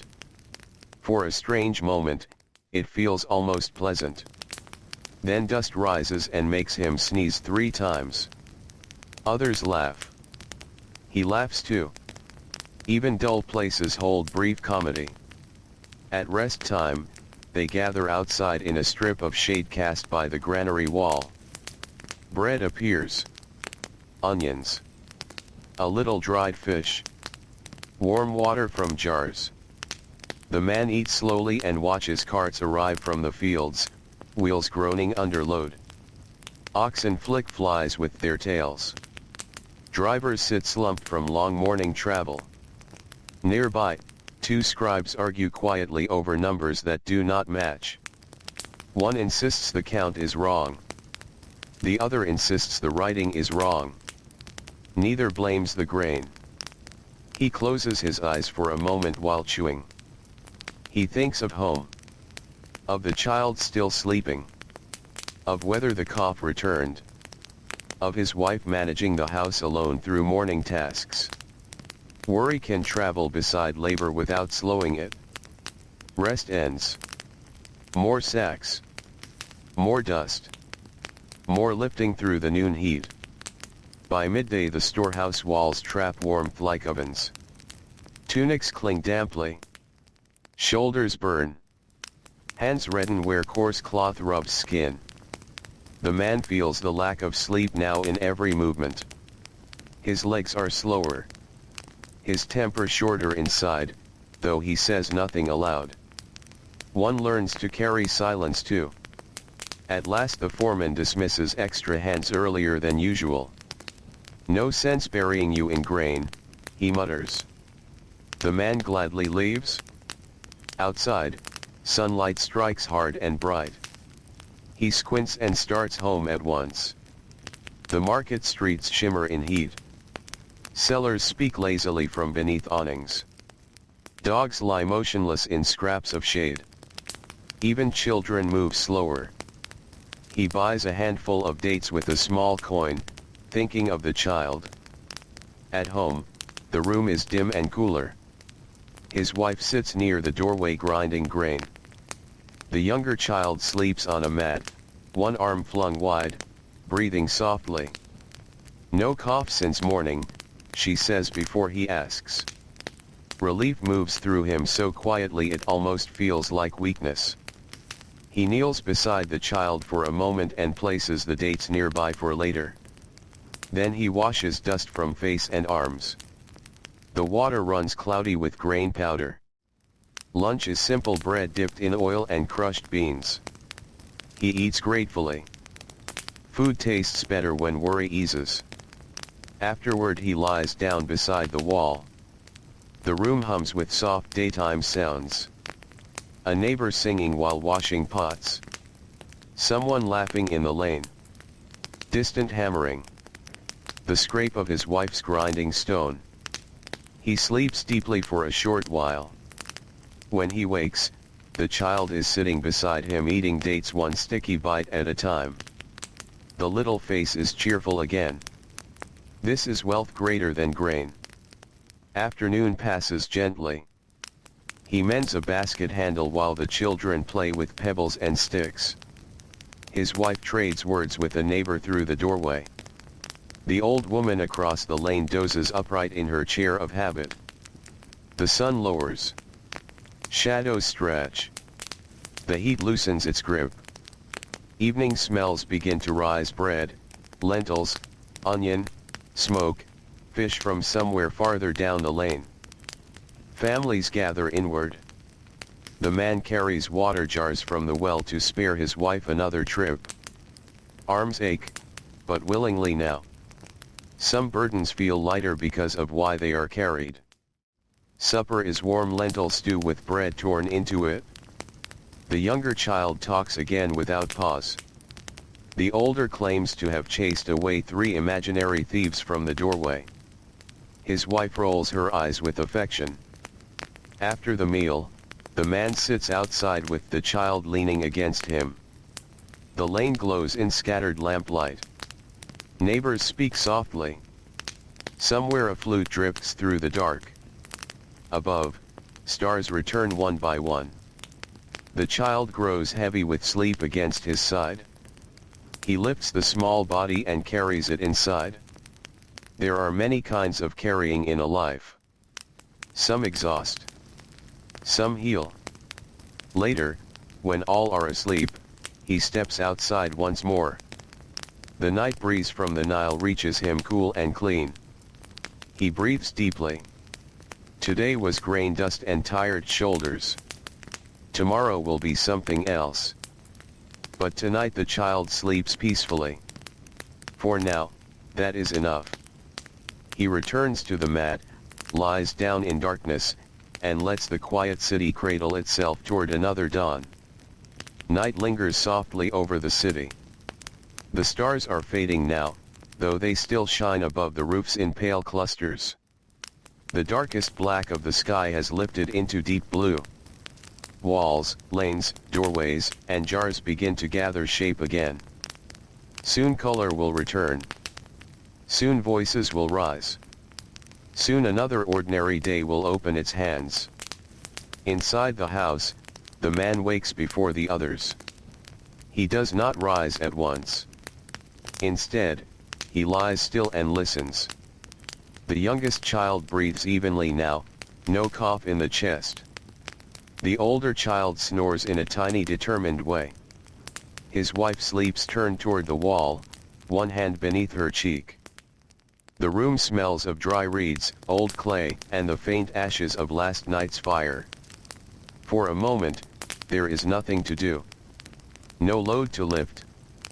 No foreman calling. No market noise. No heat. Only the quiet space between sleep and duty. He values this space more each year. Then he sits up slowly. His shoulders are still sore from sacks at the granary. One knee complains when bent. He rubs it with both hands until the stiffness eases. Outside, the lane is cool. The old woman is absent this morning. Her doorway remains closed.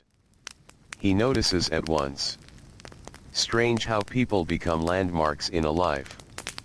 A dog noses at a broken basket and moves on. A rooster calls from somewhere behind the houses.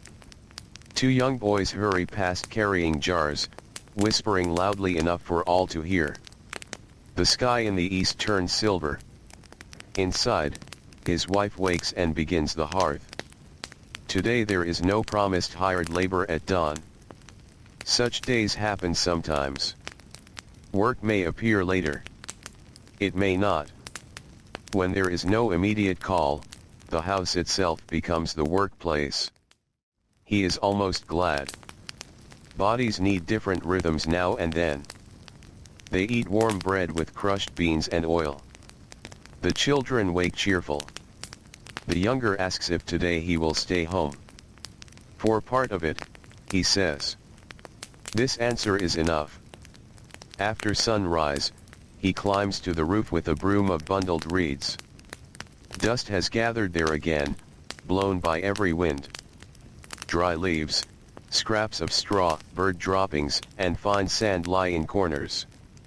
He sweeps slowly, pushing everything toward the edge where it falls in soft streams to the lane below. From the rooftop, morning spreads across the city. Smoke rises from many homes. Women hang cloth to dry. Men move through lanes toward labor. Children are already chasing one another where they should be helping. The Nile gleams in the distance, bright as polished metal beneath the growing sun. He pauses on the broom handle and watches. From above, the city seems calm. One cannot see sore backs, unpaid debts, coughs in the night, worn sandals, arguments over grain, or hands roughened by years. Distance makes many things look peaceful. He finishes sweeping and checks the roof edges where old cracks were patched days before. They have dried well. Below, his wife calls for help lifting a storage jar. He descends. Together they shift grain jars, inspect lids, shake out mats, and carry old broken reeds to the lane. Housework has no foreman and no end. It simply waits quietly until noticed. The children are sent to gather water. They return with less water than expected and much excitement about seeing a goat chase a baker. Their mother sighs. The man hides a smile. Later in the morning, a neighbor asks for help moving a heavy chest from one room to another. He goes gladly. In places where coin is scarce, favors are a second currency. The chest is thick wood and packed with folded cloth. Two men strain through a narrow doorway, turning it inch by inch while receiving unnecessary advice from everyone nearby. At last it is set down. The neighbor thanks him with figs and promises future help. Both are valuable. By mid-morning, the old woman appears at her doorway at last. She lowers herself carefully into her usual seat. "You were missing," he says while passing. "My feet argued with the floor," she replies. "Who won?" She snorts softly. "The floor." He laughs and gives her one of the figs. She accepts with dignity, as though tribute were expected. The sun climbs higher. Without hired work today, time feels different. Slower. Wider. Yet tasks fill it all the same. He repairs a loose door hinge with cord and wedge wood. He straightens a leaning shelf. He carries rubbish beyond the lane. He checks the family's small store of onions and shakes his head at how few remain. At noon the heat descends. The house grows still. His wife dampens cloth and hangs it near the doorway for passing breeze. The children lie on mats and speak lazily about impossible things, owning 10 donkeys, sailing the river alone, eating honey every day. He listens while pretending to sleep. Lunch is bread, onion, and a little cheese. Simple food tastes rich when eaten in shade. Afterward, he truly does sleep for a short time. He dreams of standing in river water up to the knees while no one asks anything of him. When he wakes, afternoon light has shifted across the floor. The room feels less heavy. Outside, the lane is alive again. Children run. Women trade news. A man sharpens knives on a stone wheel that sings against metal. The old woman argues with a pigeon trying to land near her. The pigeon seems unconvinced. The man spends the afternoon teaching the older child how to tie a proper carrying knot with cord. The child fumbles, tangles everything, grows frustrated, then finally makes one clean knot and beams with triumph. Again, says the man. Skills are built from many agains. The younger child uses spare cord to tie pebbles together and claims it is a royal necklace. No one disagrees. As the sun lowers, a messenger boy from the market quarter arrives. Tomorrow there will be unloading work at dawn near the northern gate. The man nods and thanks him. So rest was only borrowed. Still, borrowed rest is rest. Evening settles warm and gold. The lane fills with cooking smells. Bread. Lentils. Garlic. Fish from a wealthier house nearby. Smoke rises in thin blue threads. Families gather close to doorways for air. He and his wife share a few quiet words while shaping dough. Nothing dramatic. How much grain remains? Which sandal needs patching first? Whether the child's cough is truly gone. These small talks are the frame around life. Supper is thicker stew than usual, stretched cleverly from little. His wife has a gift for making enough seem larger. The children eat eagerly. Afterward, he sits outside with neighbors while twilight deepens. They speak of river levels, prices, rumors of officials inspecting storehouses, a donkey that bit its owner, and whether this year's heat feels worse than last year's. Every year's heat feels worse than last year's. The old woman says so with authority. Stars return. The city softens. A flute plays somewhere distant, slow, and wandering. He feels the coming work of tomorrow already in his mind. The early rise. The road. The lifting. The dust. Yet tonight his body is less burdened than most nights. No fresh strain in the shoulders. No rope burns. No grain dust in the throat. Just the ordinary tiredness of living. He steps once more to the lane's end where a narrow view opens toward the river. In darkness, the Nile is mostly scent and sound. Cool damp air. Soft water moving. Reeds whispering where wind touches them. He stands there a while. Then returns inside. The mats are laid. The lamp is dimmed and pinched out. Children settle with sleepy protests. His wife lies down beside the wall. He lowers himself onto the reed mat and feels the pleasant weight of limbs that worked, but not too harshly. Tomorrow will be heavier.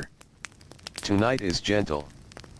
He closes his eyes as the city drifts toward sleep, and beyond it all, the river continues its endless quiet journey through the dark. The city is quiet again, but not empty of sound. Night never removes life completely. It only softens it. A jar taps lightly against a wall when someone turns in sleep.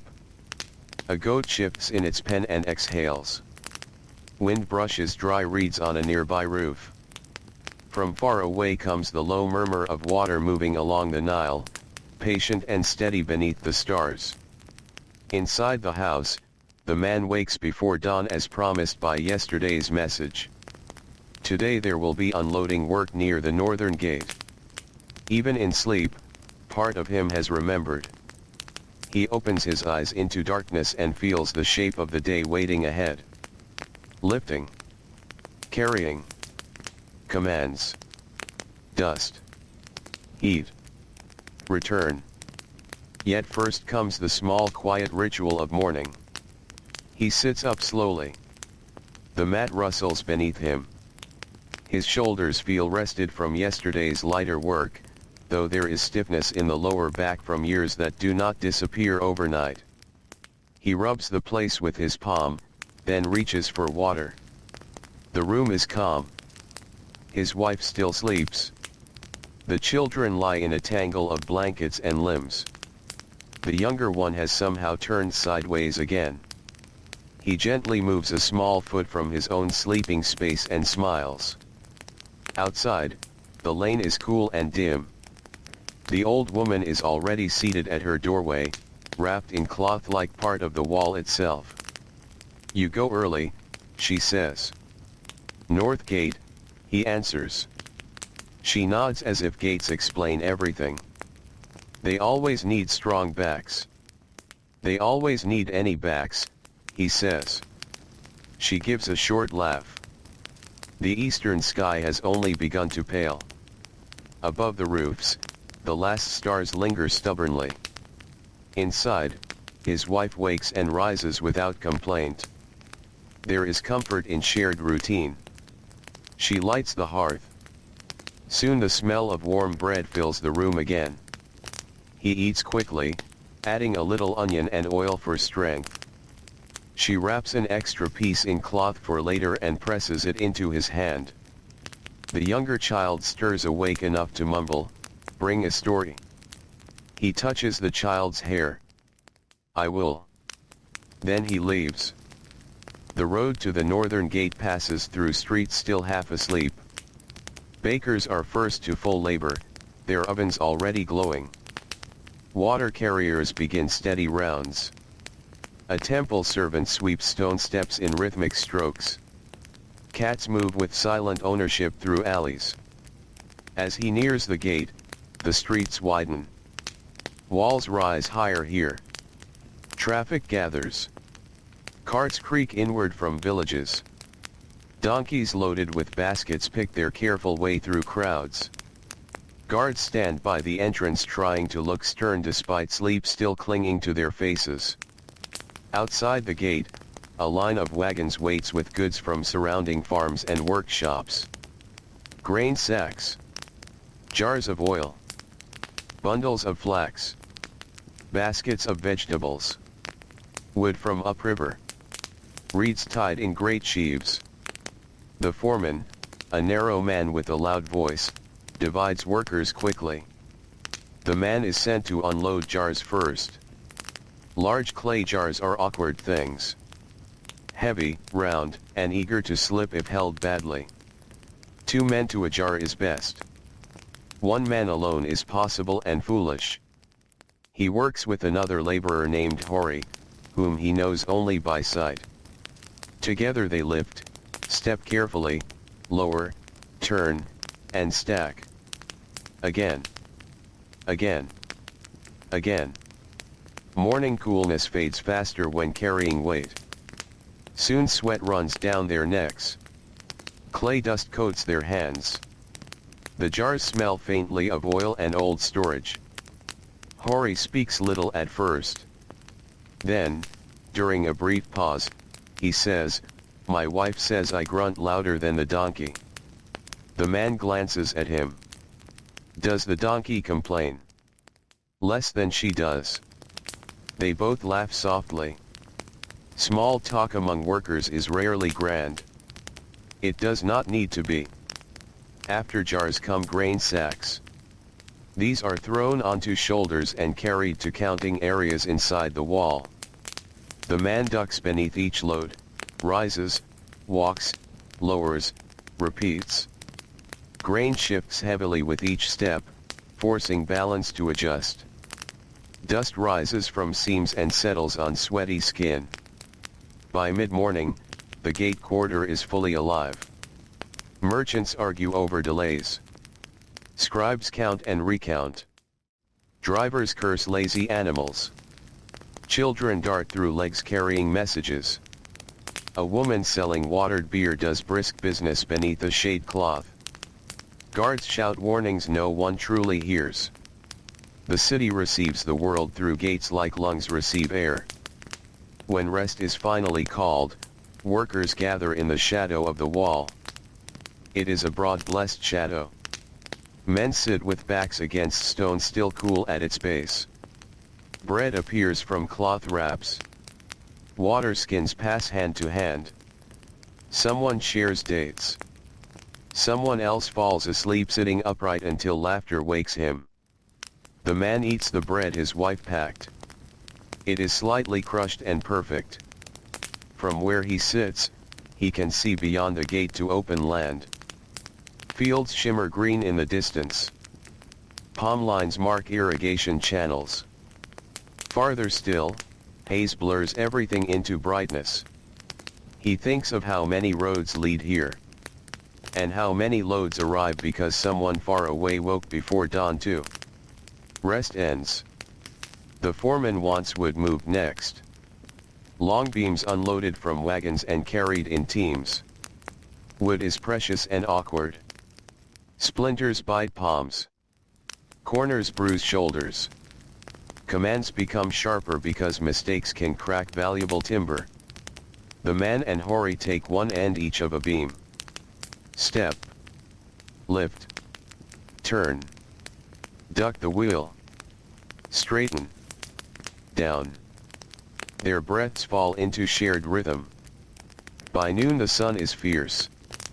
Heat reflects from walls and packed earth alike. Air near the gate seems to stand still. Voices become shorter. Movements slower. Tempers thinner. One donkey refuses to move and blocks half the road. 5 men argue with it. The donkey remains unconvinced. Even the foreman laughs this time. At last extra hands are dismissed after midday deliveries are cleared. The man collects a small payment in grain measure and coin. Not much, but enough to matter. He begins the walk home through bright streets. Markets are quieter now under the heat. Sellers fan themselves with scraps of palm. Dogs sleep under carts. A barber dozes beside his own stool between customers. He stops to buy onions and a little salt. Then, after hesitation, a small sweet cake made with dates for the children. Some purchases are practical. Some are joy. At home, the children run to the doorway when they hear his step. He lifts the sweet cake high so they must jump for it. Their laughter fills the room. His wife smiles without looking up from kneading dough. You spent money foolishly, she says. Very foolishly, he agrees.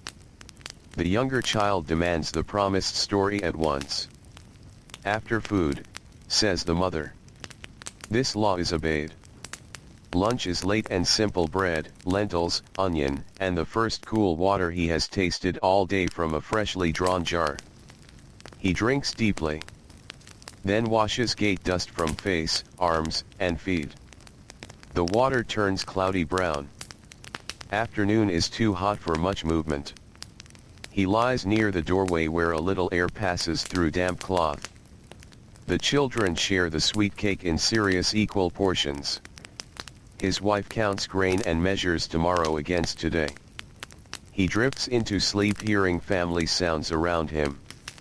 When he wakes, shadows are longer. The heat has softened. He tells the promised story in the lane while neighbors listen with half interest. It is about a donkey who blocked a city gate because no one thanked him for years of work. The children laugh loudly. The old woman across the lane says, "A wise donkey." Evening comes with familiar grace. Smoke rises. Bread bakes. Voices lower. The city unwinds from labor. Supper is warm stew with extra onion because of today's purchase. Small abundance changes flavor more than quantity. After eating, he sits outside rubbing tired shoulders. The stars appear one by one. Hori passes the lane by chance on his way elsewhere and raises a hand in greeting. Shared labor creates quick friendships, even if they last only one day. The man raises a hand back. His children drowse beside their mother. The old woman mutters that tomorrow will be hotter. No one doubts her. When night deepens, he goes inside. The mat feels welcoming after gate work. His muscles ache honestly. His hands smell faintly of wood and clay despite washing. He lies down beside the sleeping family. Tomorrow is unknown again. Maybe no work. Maybe fields. Maybe stone. Maybe another gate. But for now, the day is complete. Outside, the northern roads grow quiet, the city settles into darkness, and the Nile continues onward beneath the stars, carrying silence through the ancient night. The stars remain overhead, but their brightness has begun to soften. Somewhere beyond the eastern horizon, morning is preparing itself. The city does not know it yet. Most roofs are still quiet. Most lamps are out. Most bodies lie in the heavy peace that only deep night gives to those who worked until evening. Yet a few people are awake already. A baker feeds coals in darkness. A guard walks the wall and tries not to yawn. A fisherman unties rope by feel. And inside the small house, the man opens his eyes once more before dawn. For a moment he stays still, wrapped in the warmth of the room and the slow breathing of his family. Yesterday's labor lives in his muscles. Shoulders sore from beams. Neck stiff from sacks. Hands rough and tender at once. But there is also the good heaviness that follows honest work and enough food. He sits up with less struggle than some mornings. The younger child has rolled against his side during the night. He gently moves the sleeping body back toward the blanket. The child sighs but does not wake. His wife stirs as he rises. Neither speaks immediately. Some morning's words would only disturb the calm. He drinks water, then steps into the lane. The air is cooler than the room and smells faintly of dust, clay, and distant river damp. The old woman is already seated outside, as reliable as sunrise itself. "You lived through the gate," she says. "Barely." She studies him. "You still have both arms." "Good enough." He laughs softly. Above them, the sky is deep blue fading toward gray. A single bright star hangs stubbornly over the roofs. From farther down the lane comes the scrape of a broom. Someone coughs twice. A goat complains at being awake too early. Life gathers itself. Inside, his wife has lit the hearth. Bread warms. She has also set aside a small handful of dates, bought long ago and carefully saved. "For today," she says. He looks at her in surprise. "What day?" She gives him a look. "The day you forgot." Then he remembers. It is the older child's birthday. No grand celebration waits. No feast. No gifts wrapped in cloth. Yet in homes like theirs, such days are still marked if possible, if remembered, if enough remains to share. The child wakes to the smell of bread and the sight of dates. This alone brings delight bright enough to fill the room. The younger child immediately claims it is also somehow their birthday. This argument is denied. They eat together while dawn light grows. Today there is no certain hired labor announced. The man decides to seek work after helping the family through the morning. Some days require flexibility more than strength. After breakfast, he walks with the older child to the well. The lane is fully waking now. Neighbors call greetings. Smoke rises from hearths. Bakers carry trays. Water jars knock softly against hips and shoulders. The birthday child walks with unusual pride, as if the entire city knows. At the well, the line is long already. Women speak in quick clusters. Boys try to skip ahead and are corrected sharply. An old man offers advice on rope knots to everyone. The man waits patiently while the child tells anyone willing to listen that today is important. Some indulge this.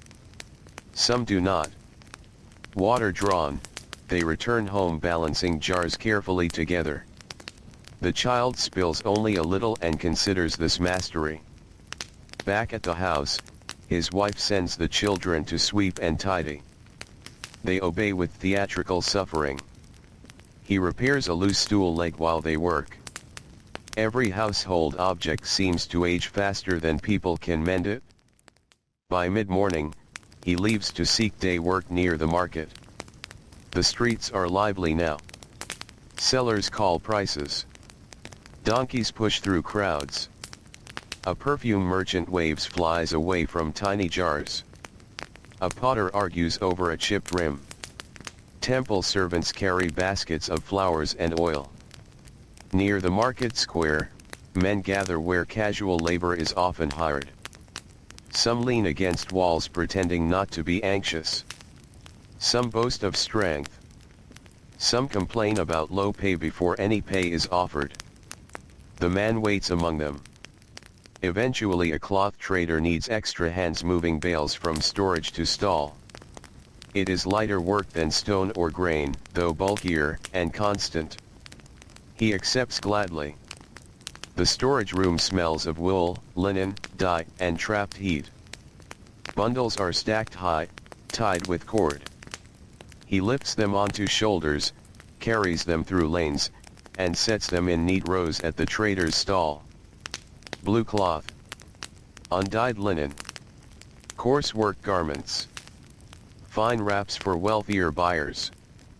The trader fusses over dust, folds, sunlight, placement, and imagined thieves. Cloth may weigh less than stone, but worry weighs plenty. Still, the work is steady. The man carries until sweat darkens his tunic. When rest comes, he sits in shade with other hired hands. They eat bread and share watered beer. One man boasts he once carried 2 grain sacks at once. No one believes him. Another says his wife can bargain fish sellers into tears. Everyone believes that. The man smiles and thinks of home. He has saved 1 coin from the gate work and today's small pay will add another. Enough, perhaps, for a tiny treat tonight. By noon the trader dismisses extra hands. The market is growing too hot for crowds anyway. He takes his pay and buys a little honey cake wrapped in leaf, then a handful of fresh figs that smell sweet in the sun. He carries them home carefully, as if they were fragile treasure. In truth, they are. The children greet him before he reaches the doorway. They sense treats the way birds sense grain. He holds the package behind his back and asks if any birthdays happened here today. The older child nearly bursts with excitement. When the cakes and figs appear, both children cheer as though a royal banquet has arrived. His wife shakes her head, smiling. "You spend like a nobleman." "I feel like one," he says. Lunch becomes celebration by modest standards. Warm bread. Lentils with extra herbs. Figs divided evenly. Honey cake shared in careful bites. The children lick sticky fingers. Even the younger one forgets it is not their birthday. After eating, the room grows quiet in the noon heat. The children grow drowsy from excitement and sweetness. They lie down together and fall asleep almost at once. The man and his wife sit near the doorway where a little breeze passes. For a rare few moments, they do nothing. Outside, the city hums softly in heat haze. Far voices. A cartwheel. Someone singing without energy. He says, "We should mark your birthday too." She snorts softly. "With what?" "More onions." "With the finest onions." She laughs, covering her mouth so as not to wake the children. Afternoon passes slowly. He patches a water jar crack with pitch and cloth. She grinds grain. The children wake and resume being loud. Toward evening, neighbors learn of the birthday and bring tiny offerings. A fig from one house. A carved pebble toy from another. The old woman across the lane sends a stern blessing and half a date she insists is generous. The older child treasures everything. As the sun lowers, the lane becomes warm with community. Children play. Adults sit outside. Someone produces a small drum and taps a lazy rhythm. The man lifts the birthday child onto his shoulders and walks a short proud circle through the lane. Laughter follows. He feels every ache in his body while doing it. He would carry twice the pain for this moment. Supper is simple again, but eaten with brighter mood. Lentil stew. Bread. The last bit of honey cake after. When darkness settles, stars appear above the roofs. The air cools. Voices soften. The children finally sleep, worn out by joy more than labor. The man steps outside. The old woman sits in her place. "Good birthday," she asks. "Yes." "Then tomorrow can go back to being difficult." He nods. "That seems fair." He looks upward. The same stars as every night. The same lane. The same worn walls. The same uncertain work waiting with dawn. Yet tonight the house behind him holds the glow of a remembered day. In lives built from repetition, even small celebrations shine for a long time. He returns inside, lies down beside his sleeping family, and lets the quiet settle over him. Beyond the city, the Nile moves through darkness as always, carrying moonlight and the memory of another ordinary, precious day. Night has deepened again, as if the city has folded itself inward once more. The last traces of evening noise have disappeared. Even the distant sounds that usually drift through the lanes feel softer now, as though the world is speaking in whispers so as not to disturb sleeping homes. The birthday glow still lingers faintly inside the small house. Not in light. In feeling. The children sleep with unusual peace, their bodies finally still after a day filled with excitement. The older child's hand rests open, as if still expecting gifts to appear there. The younger one breathes slowly, one cheek pressed into the mat. The man lies beside them, awake longer than he expected. Sometimes the body is tired but the mind remains gently alert, held by memory of small happiness. His wife turns slightly in her sleep and settles again. The room is warm, but not heavy. The hearth has long cooled. Only the faint smell of bread and grain remains, mixed with clay walls and old reed mats. He listens to the house. It feels fuller tonight. Not because anything has been added, but because nothing has been taken away. Outside, the lane is quiet in a way that feels almost complete. No footsteps pass for a long stretch. No voices break the stillness. Even the wind seems to pause between movements. The Nile continues beyond all of it, unseen but present, like a thought that never leaves. The man closes his eyes. Sleep comes slowly, like water filling a bowl. When he wakes again, it is not yet full dawn, but the sky has already begun to change. A thin gray light gathers at the edges of the doorway. The night is ending without announcement. It simply loosens its hold. He sits up carefully. His body feels more rested than many mornings. Not because the work was lighter, but because yesterday held something different inside it. Joy does not remove labor, but it changes how it is carried. He looks at his children. Still sleeping. He looks at his wife. Still resting. For a brief moment, he considers staying still. There are rare mornings when the world allows an extra breath of delay. But habit is older than desire. He rises. Outside, the old woman is already there. "You are early even for you," she says. "I did not sleep deeply. Too much celebration." He nods. She makes a soft sound of approval that could mean anything. Good. It is dangerous when life becomes only work. He does not answer, but he understands. Inside, his wife is already moving. The hearth is lit. Bread is prepared. There is no special cake today. No figs. No honey. Only the return of normal morning. And yet even normal feels slightly softened. The children wake slower than usual, still carrying the memory of yesterday in their eyes. The older child immediately checks the place where gifts were kept, as if expecting more to appear overnight. When nothing new is found, they accept this without complaint. That is how children learn the shape of days. Breakfast is simple. Bread. Water. A little onion. The man eats standing near the doorway, watching the sky brighten. Today there is work again at the northern fields where irrigation channels must be extended before the next planting. Work always returns. It never forgets. He steps into the lane. The city is already stirring. Not quickly. Not loudly.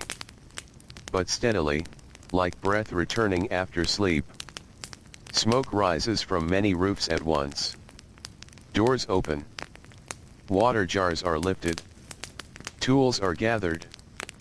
People move with familiar purpose. The old woman is still in her place.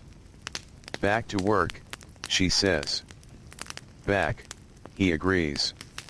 She watches him for a moment. "You look less heavy today." He considers this. "I carried lighter things yesterday." "Not lighter things," she corrects. "Different things." He thinks about that as he walks away. The road toward the fields is the same as always, yet today it feels slightly less sharp beneath his feet. Even dust seems softer when the mind is not burdened only by fatigue. He joins others heading in the same direction. Men carrying tools. Women bringing food and water for workers. Children running ahead, already familiar with paths they will one day walk for work instead of play. The fields appear green in the morning light. Water channels glint between rows of plants. Farmers are already there, bending, adjusting, repairing what time and water have shifted overnight. He is given a wooden shovel and directed toward a section where water flow must be widened. The earth here is damp and heavy. He kneels. He digs. The rhythm returns quickly. Push. Lift. Clear. Shape. Move again. It is slower than lifting stone, less harsh than grain sacks, but it has its own quiet resistance. Earth does not give easily. It yields only when respected, only when patient hands work it in repetition. As he works, he notices small things. A bird standing still in shallow water. A line of ants carrying fragments of leaf across dry ground. The sound of distant laughter from another group of workers who have discovered something amusing in their shared exhaustion. Time moves differently in fields. Not faster. Not slower. Just wider. By mid-morning, water runs more freely through the channel he has been clearing. It spreads into soil that had begun to dry. The farmer beside him nods in approval without speaking. Words are often unnecessary when water behaves correctly. During rest, they sit near the edge of the field under sparse shade. Bread is shared. Water passed carefully.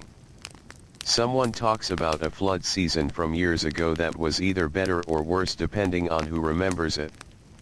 Memory in such stories is shaped by hunger or abundance. The man listens but says little. He watches the green stretch of plants moving gently in wind. There is something calming in growth that asks nothing but time. Rest ends. Work continues until afternoon light becomes strong and sharp. Then slowly, tasks ease. Not finished. Never truly finished. But paused. The man washes his hands in irrigation water. It is cool and muddy. He lets it run over his skin longer than necessary. The walk home is slower today. Not from exhaustion alone, but from the way the body adjusts when labor is steady instead of punishing. The city welcomes him back in layers of sound. Markets opening. Potters spinning wheels. Metal striking metal. A child crying somewhere and then laughing just as quickly. At home, his wife is grinding grain. The children are playing outside, drawing lines in dust that disappear almost as soon as they are made. He sits beside the doorway and removes his sandals. There is a quiet satisfaction in simple return. Not triumph. Not relief. Just return. Lunch is prepared. Bread. Lentils. Onion. The same as many days. But it tastes slightly different when the morning was steady instead of harsh. After eating, the house falls into afternoon calm. The children nap. His wife rests briefly. He repairs a broken basket, weaving reed strips with patient fingers. Outside, heat settles over the city, making everything slower again. Even sound feels heavier. Later, when shadows begin to stretch, he walks briefly toward the lane's end. The old woman is still there. "You worked fields today," she says. "Yes. Good ground. It is becoming better." She nods. That is how everything survives. Slowly becoming better. He does not argue. He simply stands for a moment beside her, looking down the lane where evening is beginning to gather. Then he returns inside. The day softens into night once more. Bread is baked. Lamps are lit. The children are fed. Voices in the lane fade into gentle conversation. And when darkness finally settles over the roofs again, the man lies down beside his sleeping family. His body is tired, but evenly so. The kind of tiredness that does not press down, but holds steady. As sleep arrives, he thinks not of labor or celebration, but of continuity. Days that differ only in texture. Work that returns in new forms. Rest that arrives in small fragments. And life, always moving forward like the Nile outside the city, carrying everything along with it, quietly, without asking permission. The night does not change, but the way it is felt slowly does. After many days like this, the darkness begins to feel familiar in a deeper sense, as if it is no longer something that surrounds the city, but something the city rests inside. The roofs, the lanes, the sleeping rooms, all held gently within it. The man wakes before dawn without surprise. Not because something calls him, but because this is when waking belongs. He sits up slowly, careful not to disturb the sleep around him. His wife shifts slightly but does not wake. The children remain still, wrapped in the quiet heaviness of rest. The air in the room is cool. Almost cool enough to feel like a different world from the one that will arrive in a few hours. He drinks water. The clay jar is always slightly warm now, no matter the hour, as if even objects have learned the rhythm of heat and night. Outside, the lane is quiet. The old woman is there again, as if she never leaves. "You are still going," she says. "I am still needed," he replies. She tilts her head slightly. Everyone says that. He does not answer. Because he knows she is not wrong. The sky begins its slow change from black to deep blue. A faint glow spreads at the edge of the horizon like a thought forming but not yet spoken. Inside, his wife is already moving. Hearth. Bread. Water. The same sequence that builds every morning without needing instruction. The children wake without complaint now. Even the younger one, who once resisted mornings, accepts them as part of life's structure. They eat quietly. Bread torn carefully. A few sips of water. A moment of stillness before leaving the warmth of home. Today there is no specific announcement of work. That uncertainty is familiar. Some days the city provides labor early. Some days it waits until later. Some days work must be searched for like shade in heat. He decides to go toward the river docks. Even when no task is promised, the docks often hold something. The streets are brighter now.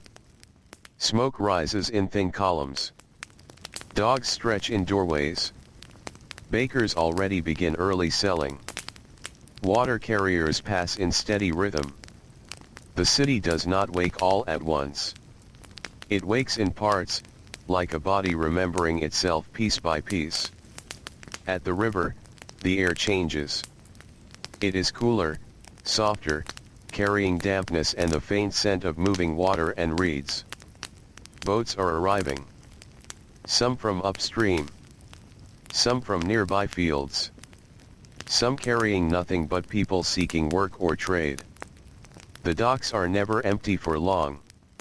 Men gather where labor might be needed. The foreman today is not the same as before.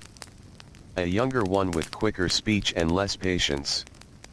He looks over the group of waiting men. "You," he says finally, pointing without ceremony. "Unload reed bundles. Riverside storage." The man steps forward. Reeds arrive in thick-tied bundles from boats.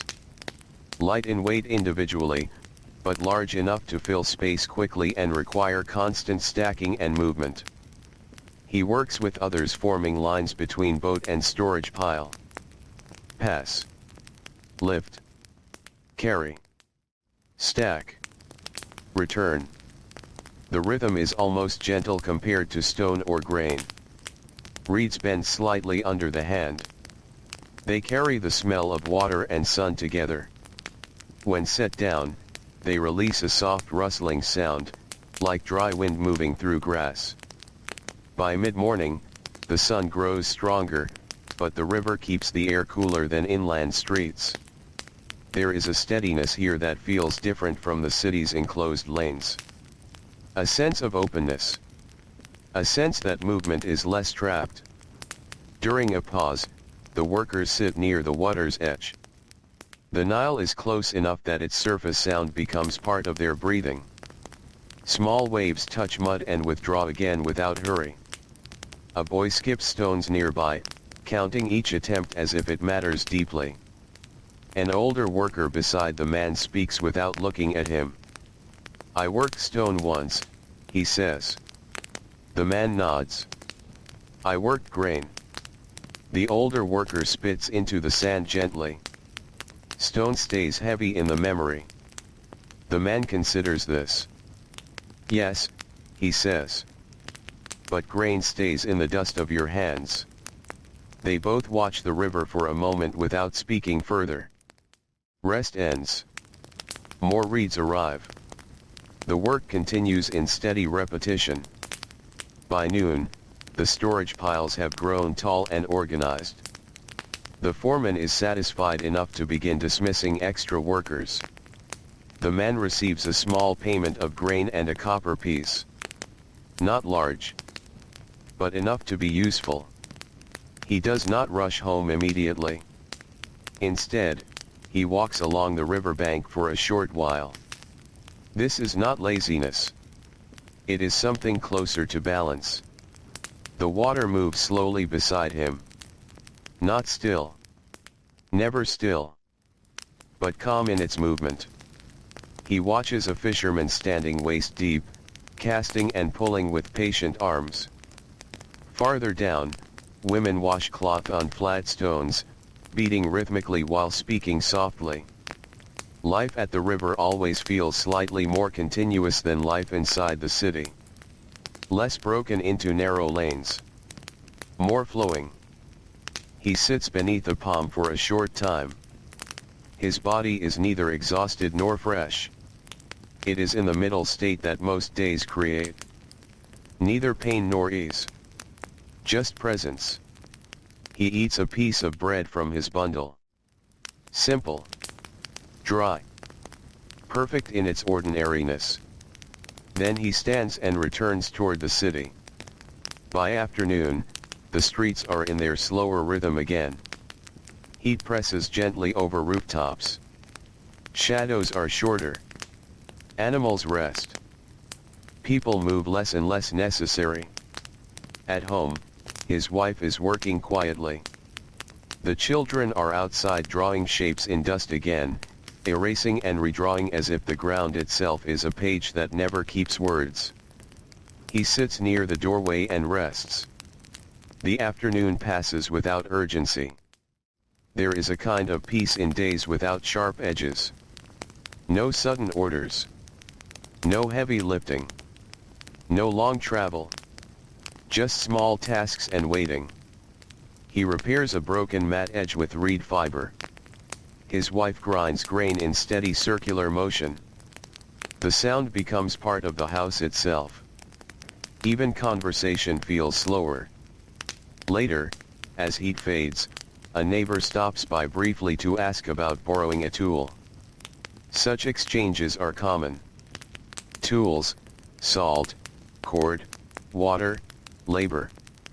Nothing truly belongs alone in such a place. Even time feels shared. Evening arrives like a soft lowering curtain. The sky turns gold, then pale, then deepening blue. Smoke rises again across the city. Bread smells return. Voices grow warmer as fatigue becomes shared rather than individual.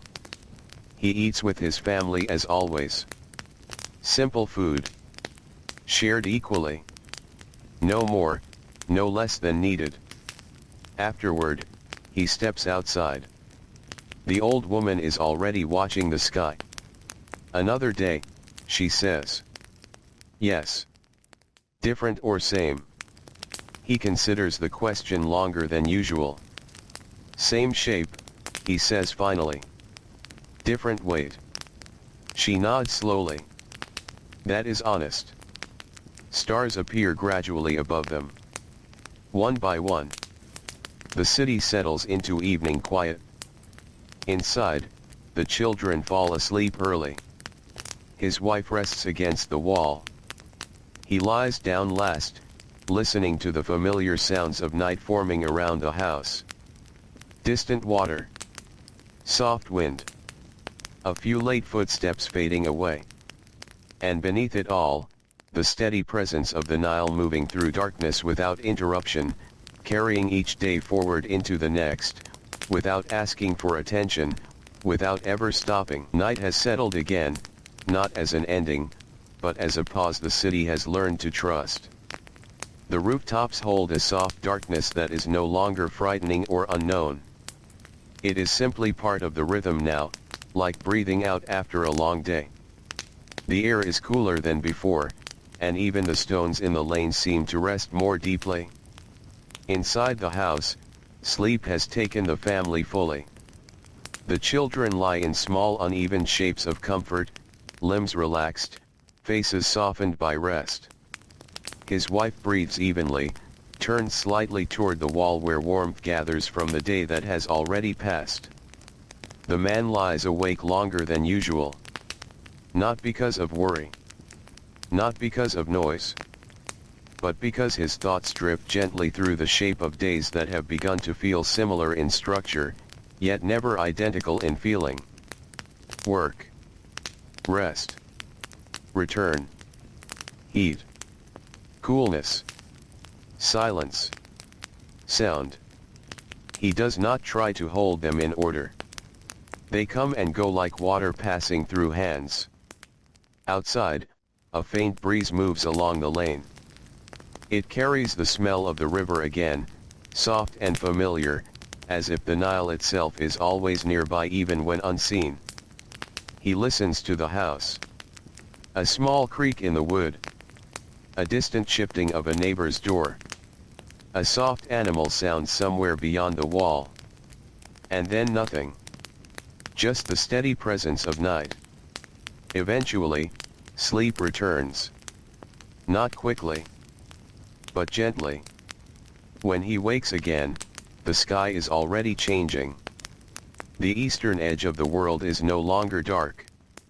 It is a pale band of gray-blue light, spreading slowly across the horizon like ink dissolving in water. Another day has arrived without announcement. He sits up carefully. His body feels neither heavy nor light. It is simply ready in the way it has learned to be. The children still sleep. His wife stirs, then opens her eyes briefly. No words are needed. She knows the hour. Inside, the hearth is already prepared in memory more than action.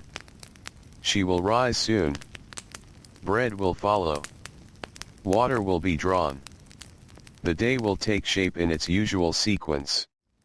He steps outside. The old woman is there, as always. "You are still waking before the sun," she says. "It wakes me less than the work does," he answers. She hums softly, as if considering this.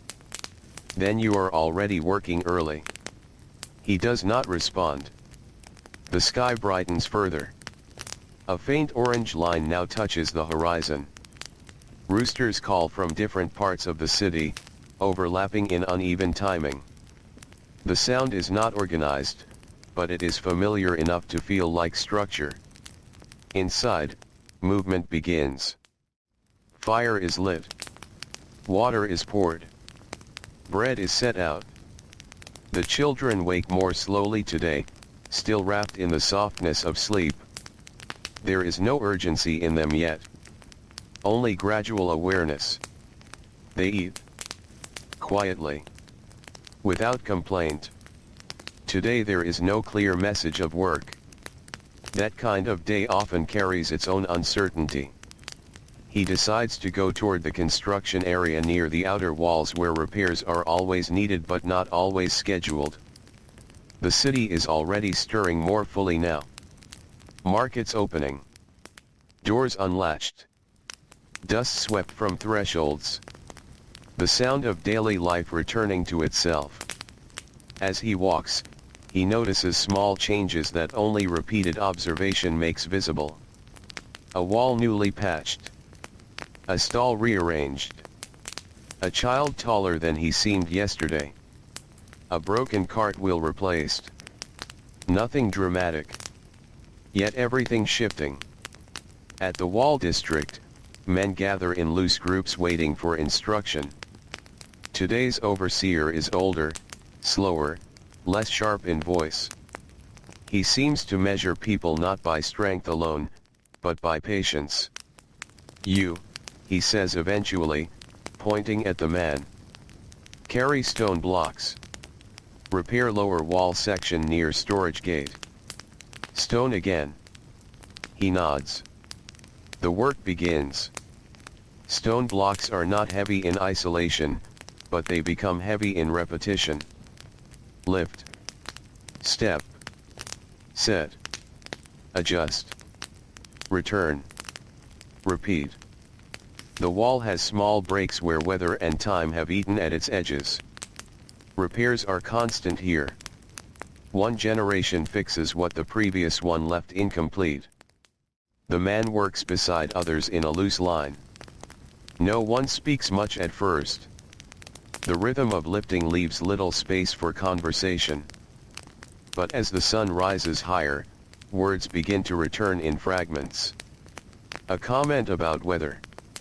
A remark about sore hands. A shared silence that becomes almost friendly.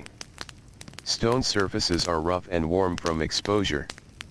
Dust gathers quickly on skin, turning sweat into a thin paste that clings until washed away. By mid-morning, the repaired section begins to take shape again. Straight lines restored where they had fallen uneven. There is a quiet satisfaction in this kind of work. Not excitement. Not pride. Just the sense that something broken is becoming whole again through steady repetition. During rest, the workers sit near the base of the wall. Bread is eaten. Water passed. One man leans back and closes his eyes, as if trying to store the brief calm inside him before it disappears again. The man watches the city beyond the wall. From here, life looks both close and distant. Close enough to hear. Distant enough to feel separate. He thinks of home briefly. Of the children likely playing now. Of his wife continuing the slow work of the house. Of the same rhythms continuing without him and yet because of him at the same time. Rest ends. Work resumes. Stone continues to rise into place. By noon, heat presses down on the wall, making stone warm under the hand. Sweat runs steadily, but the body adjusts. It always does. The overseer eventually signals a pause as the worst heat arrives.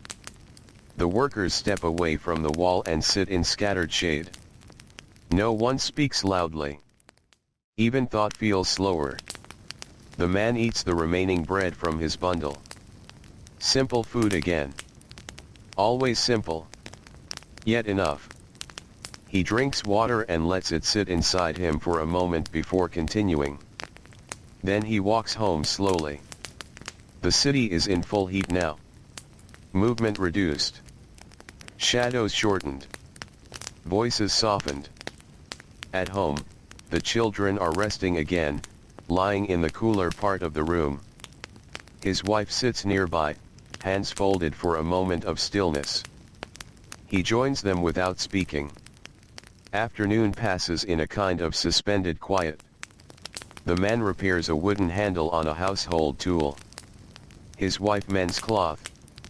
The children shift occasionally in sleep but do not wake.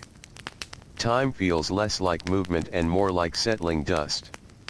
Later, as heat begins to loosen its grip, life slowly returns. Water is fetched. Small tasks resume. Neighbors exchange brief words at doorways. Evening approaches again with familiar softness. Smoke rises. Bread is baked. Food is prepared.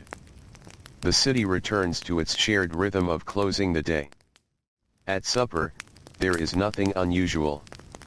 And yet nothing is missing. The simple repetition itself has become a form of stability. After eating, the man sits outside once more. The old woman is there. "You carried stone today," she says. "Yes." "Is it better or worse than grain?" He considers this carefully. "Neither," he says. "It just stays longer in the hands." She nods slowly. That is how some days are meant to be. Stars begin to appear above them again. One by one. The sky fills quietly. The city softens into night for the next time. Inside, the children fall asleep quickly. His wife follows soon after. The man lies down last, feeling the weight of the day settle evenly through his body. Not sharp. Not painful. Just present. Outside, the Nile continues its endless movement through darkness, unchanged and patient, carrying every lifted stone, every carried sack, every quiet day forward without ever needing to explain where it is going. Night settles again, but it feels less like an arrival now, and more like a familiar return. The city does not fall into silence all at once. It eases into it in stages. A final door closing somewhere far down the lane. A last soft voice fading into sleep. A stray dog settling beside warm stone. Then, gradually, even those small traces disappear into the wider calm. Inside the house, the man wakes once during the deeper hours of night. Not because of sound. Not because of worry. But because his body has learned to move between sleep and awareness like water between stillness and flow. He sits up slowly. The room is darker than before, but not empty. Darkness here has shape. It gathers around the sleeping forms of his family, soft and protective. The youngest child is turned toward him now, one hand open, resting on the mat.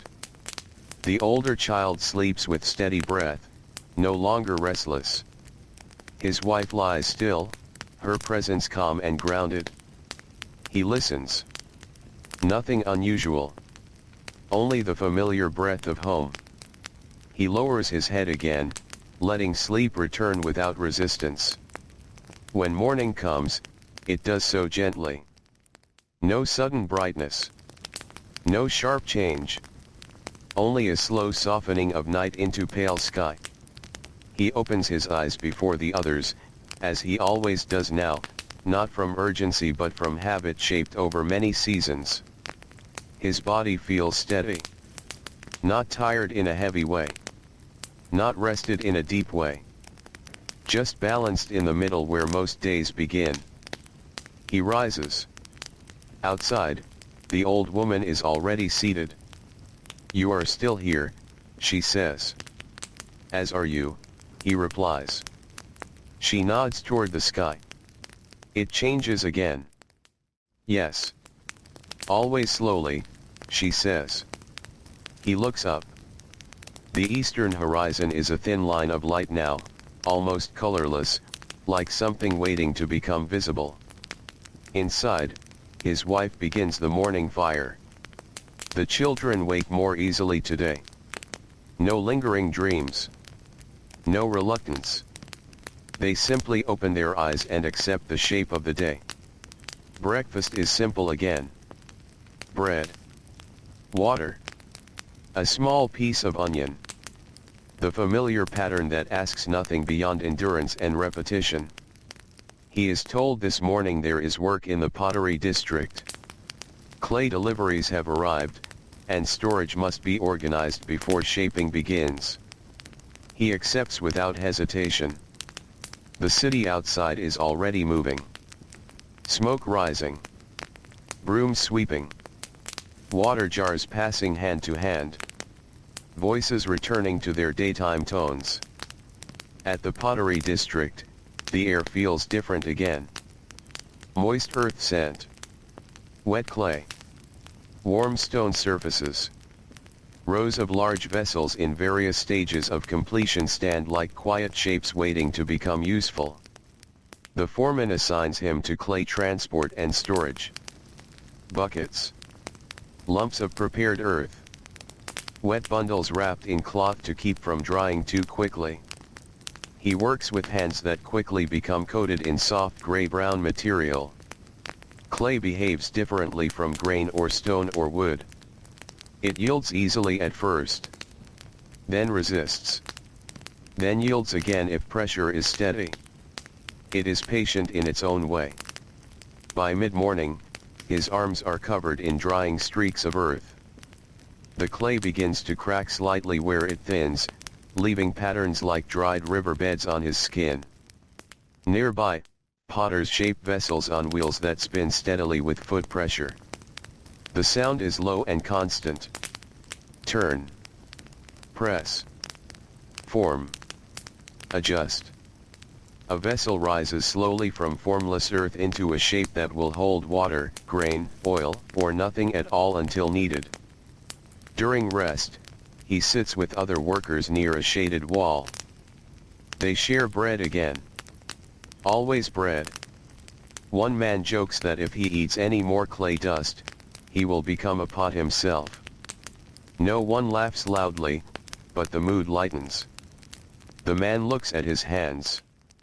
Earth clings to every line. He thinks briefly about how many forms things take before becoming what they are meant to be. Clay becomes vessel. Wood becomes stool. Stone becomes wall. Grain becomes bread. And hands become shaped by all of it. Rest ends. Work continues. Buckets lifted. Clay carried. Storage organized. By noon, the heat makes the clay slightly drier, requiring more careful handling. Potters adjust their rhythm. Everything in this place depends on timing more than force. Too fast, and the clay cracks. Too slow, and it dries useless. The man learns to move at the same pace as the material itself. When the overseer finally signals pause, he does not feel exhaustion sharply. Instead, he feels coated in a quiet heaviness that belongs equally to body and work. At home, the children are waiting for him with hands stained from their own play with mud near the house wall. They have been shaping small figures without purpose. Animals. Bowls. Unclear forms that change meaning depending on how they are held.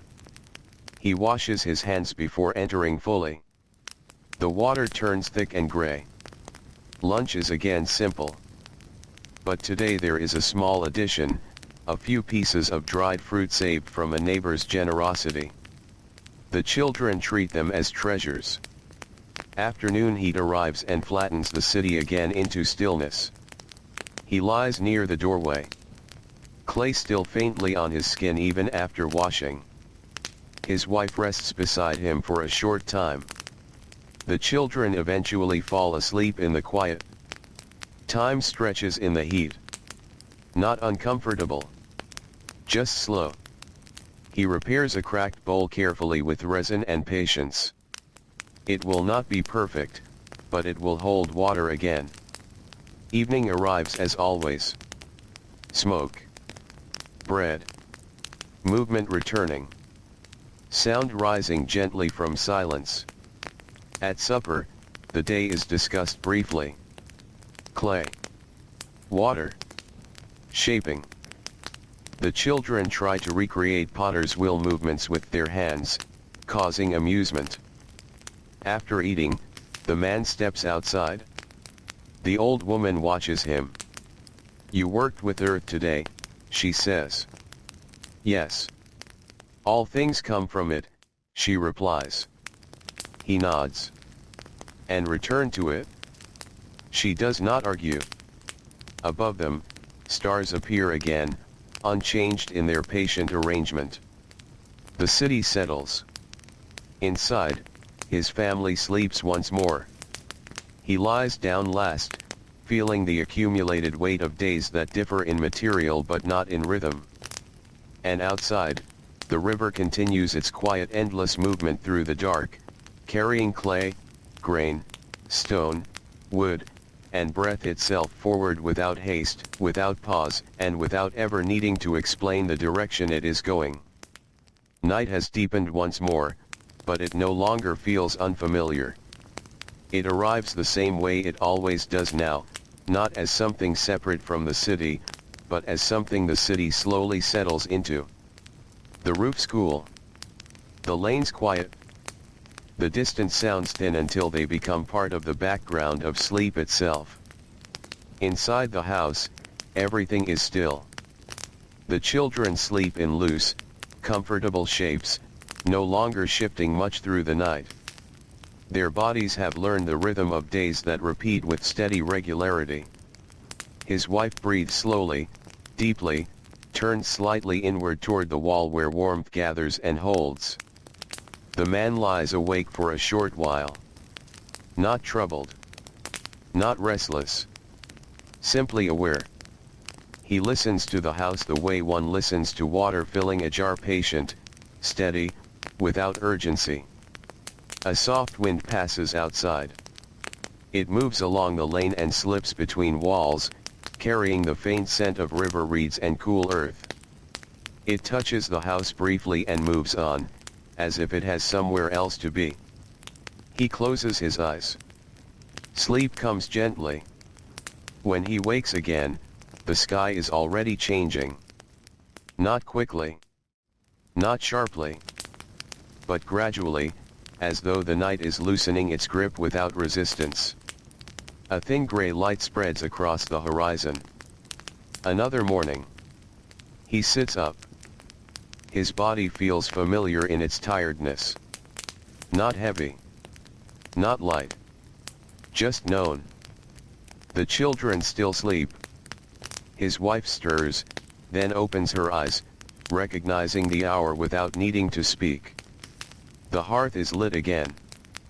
Fire returns to the house as it always does. Bread is prepared. Water is drawn. The small, steady sequence that begins each day without variation.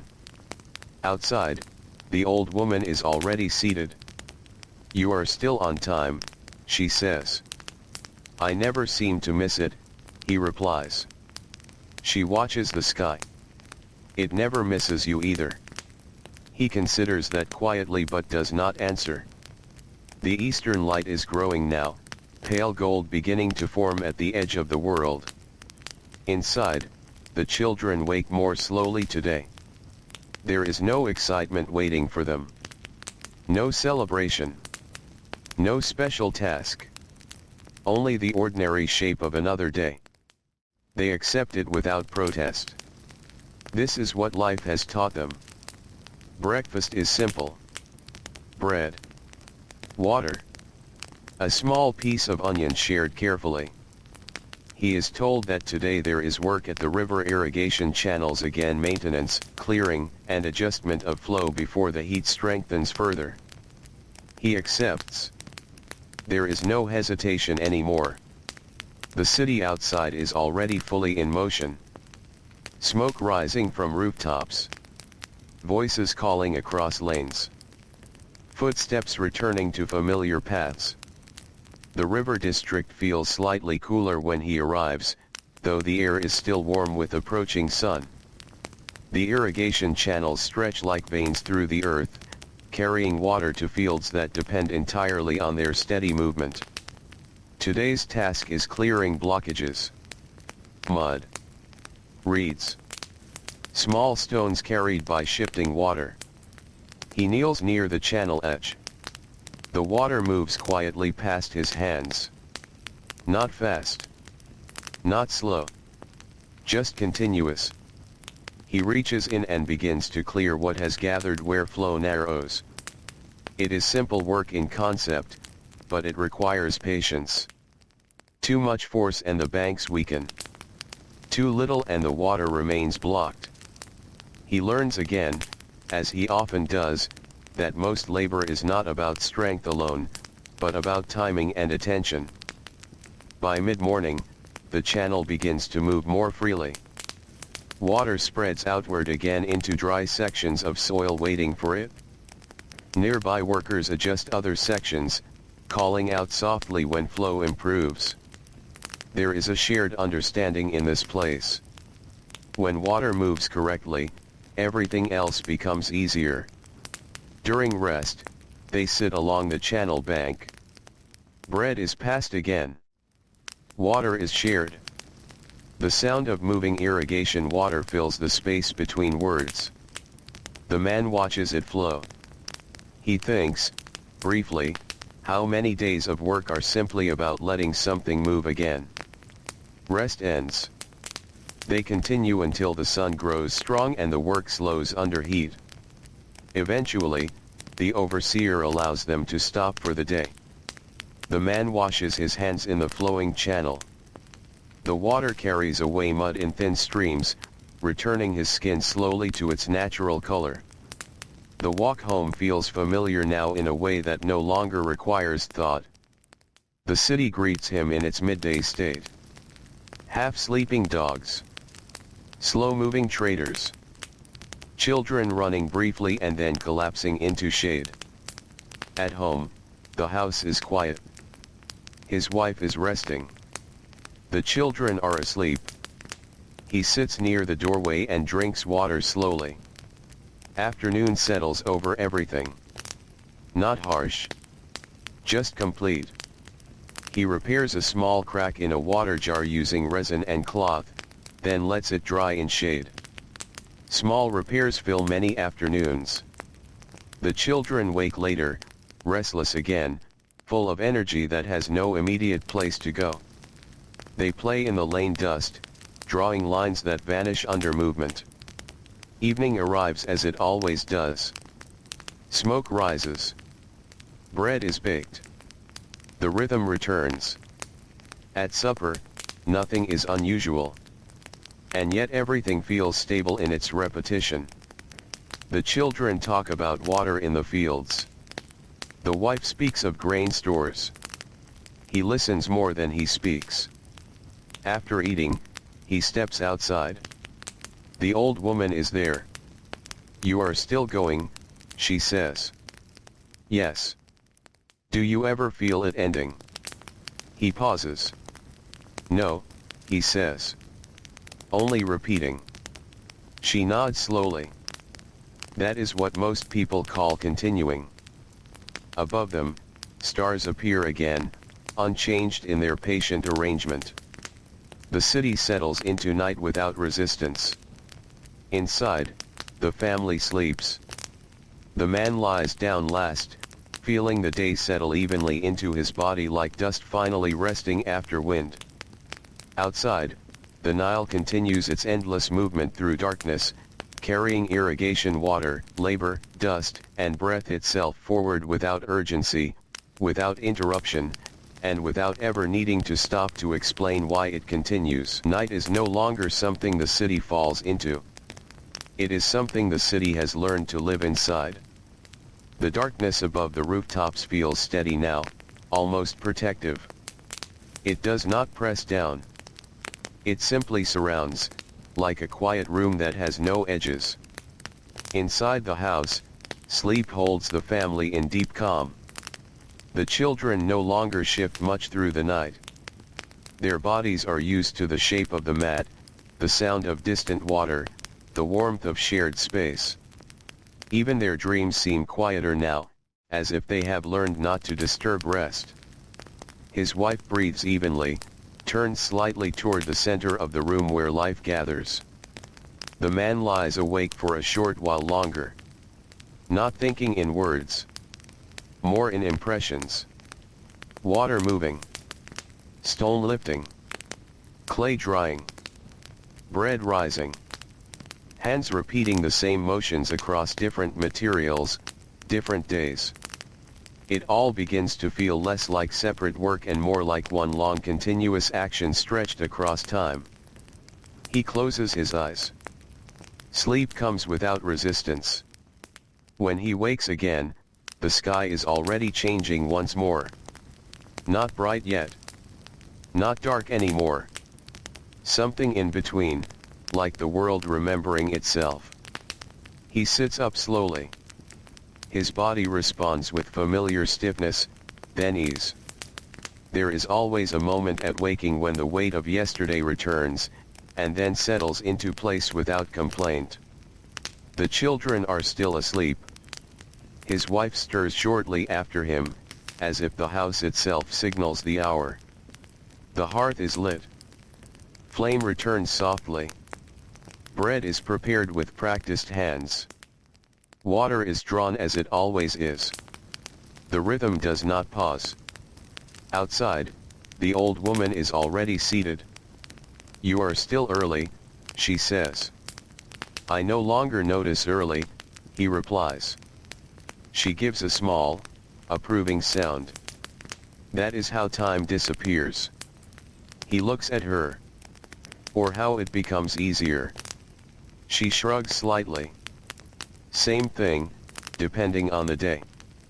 The sky is pale now, almost colorless for a moment, as if waiting for instruction before becoming morning. Inside, the children wake slowly again. No urgency. No surprise. only the quiet acceptance of another day arriving. They eat in silence broken only by small sounds of bread tearing. Today there is no message of specific labor waiting. That kind of uncertainty has become familiar too.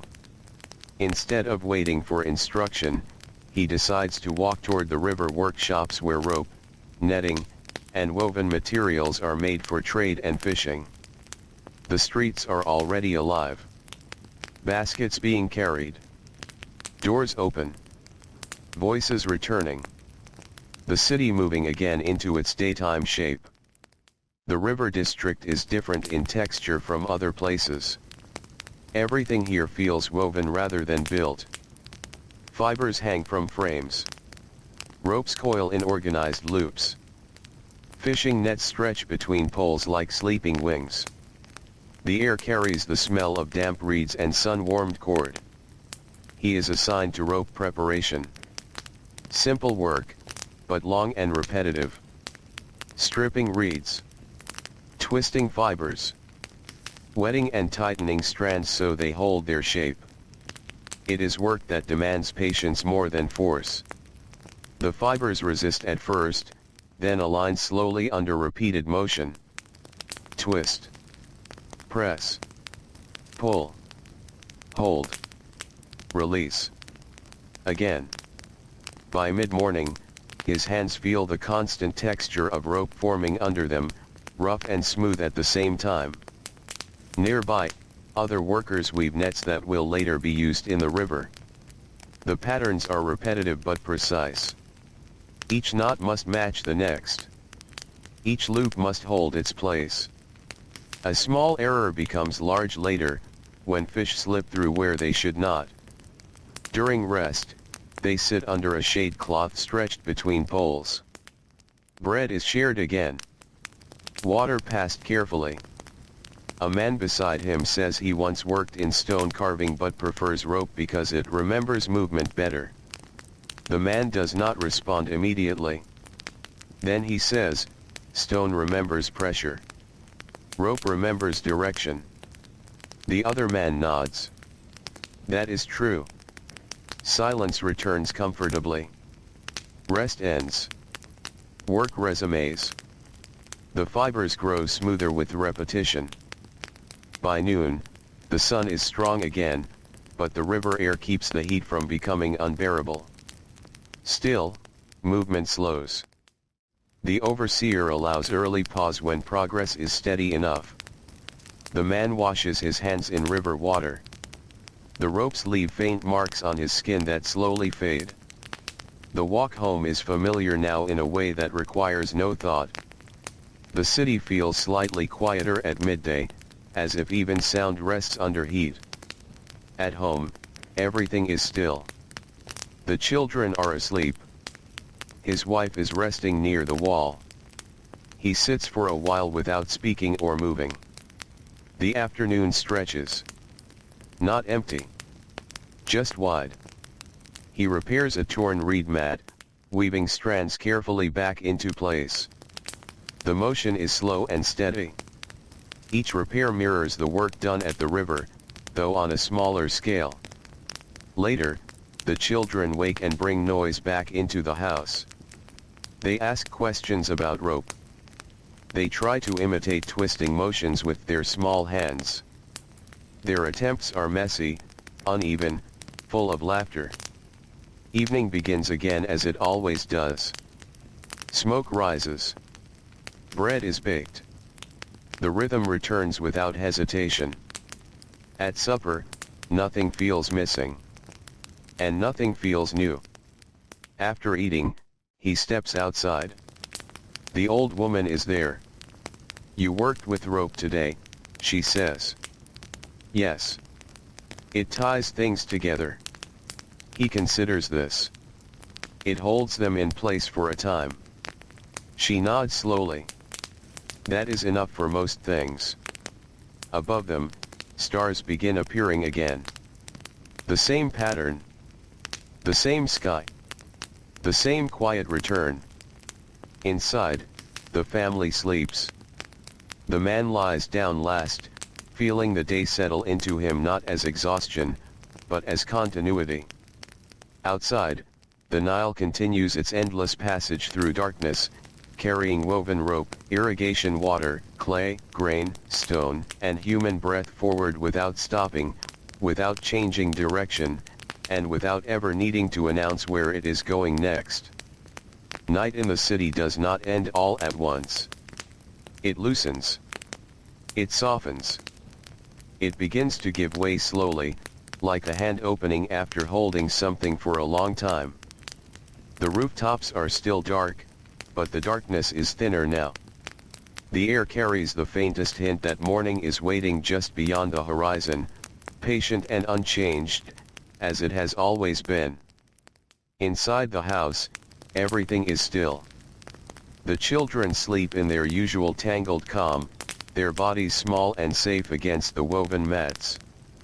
The younger one's breathing is steady now, no longer interrupted by cough or worry. The older child lies turned slightly toward the center of the room, as if still anchored to the warmth of yesterday's simple joys.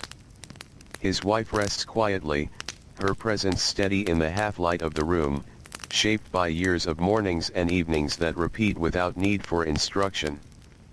The man lies awake for a final stretch of time. There is no urgency in him now. No task pulling him forward. No foreman calling. No field waiting. No wall needing stone. No rope needing twisting. Just the slow awareness of a life that has moved through many days like this, each one slightly different in texture, but all sharing the same quiet structure.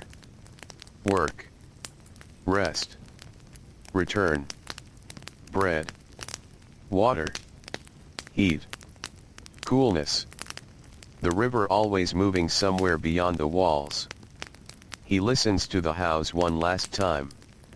A soft shift of cloth as someone turns in sleep. A distant sound from outside that fades before it can become anything else. The faint settling of the wooden beams as the night cools. Then even that quiet seems to dissolve into something softer. He closes his eyes. Sleep comes gently, without weight, without resistance, like something that has always been there waiting. When he wakes again, there is no clear moment when night ends. Only a gradual change. The darkness thinning. The air lightening. The world slowly returning itself to form. He sits up carefully. His body feels what it always feels now at the start of a day. Not young. Not old. Just carried forward by time and use, shaped by repetition more than by change.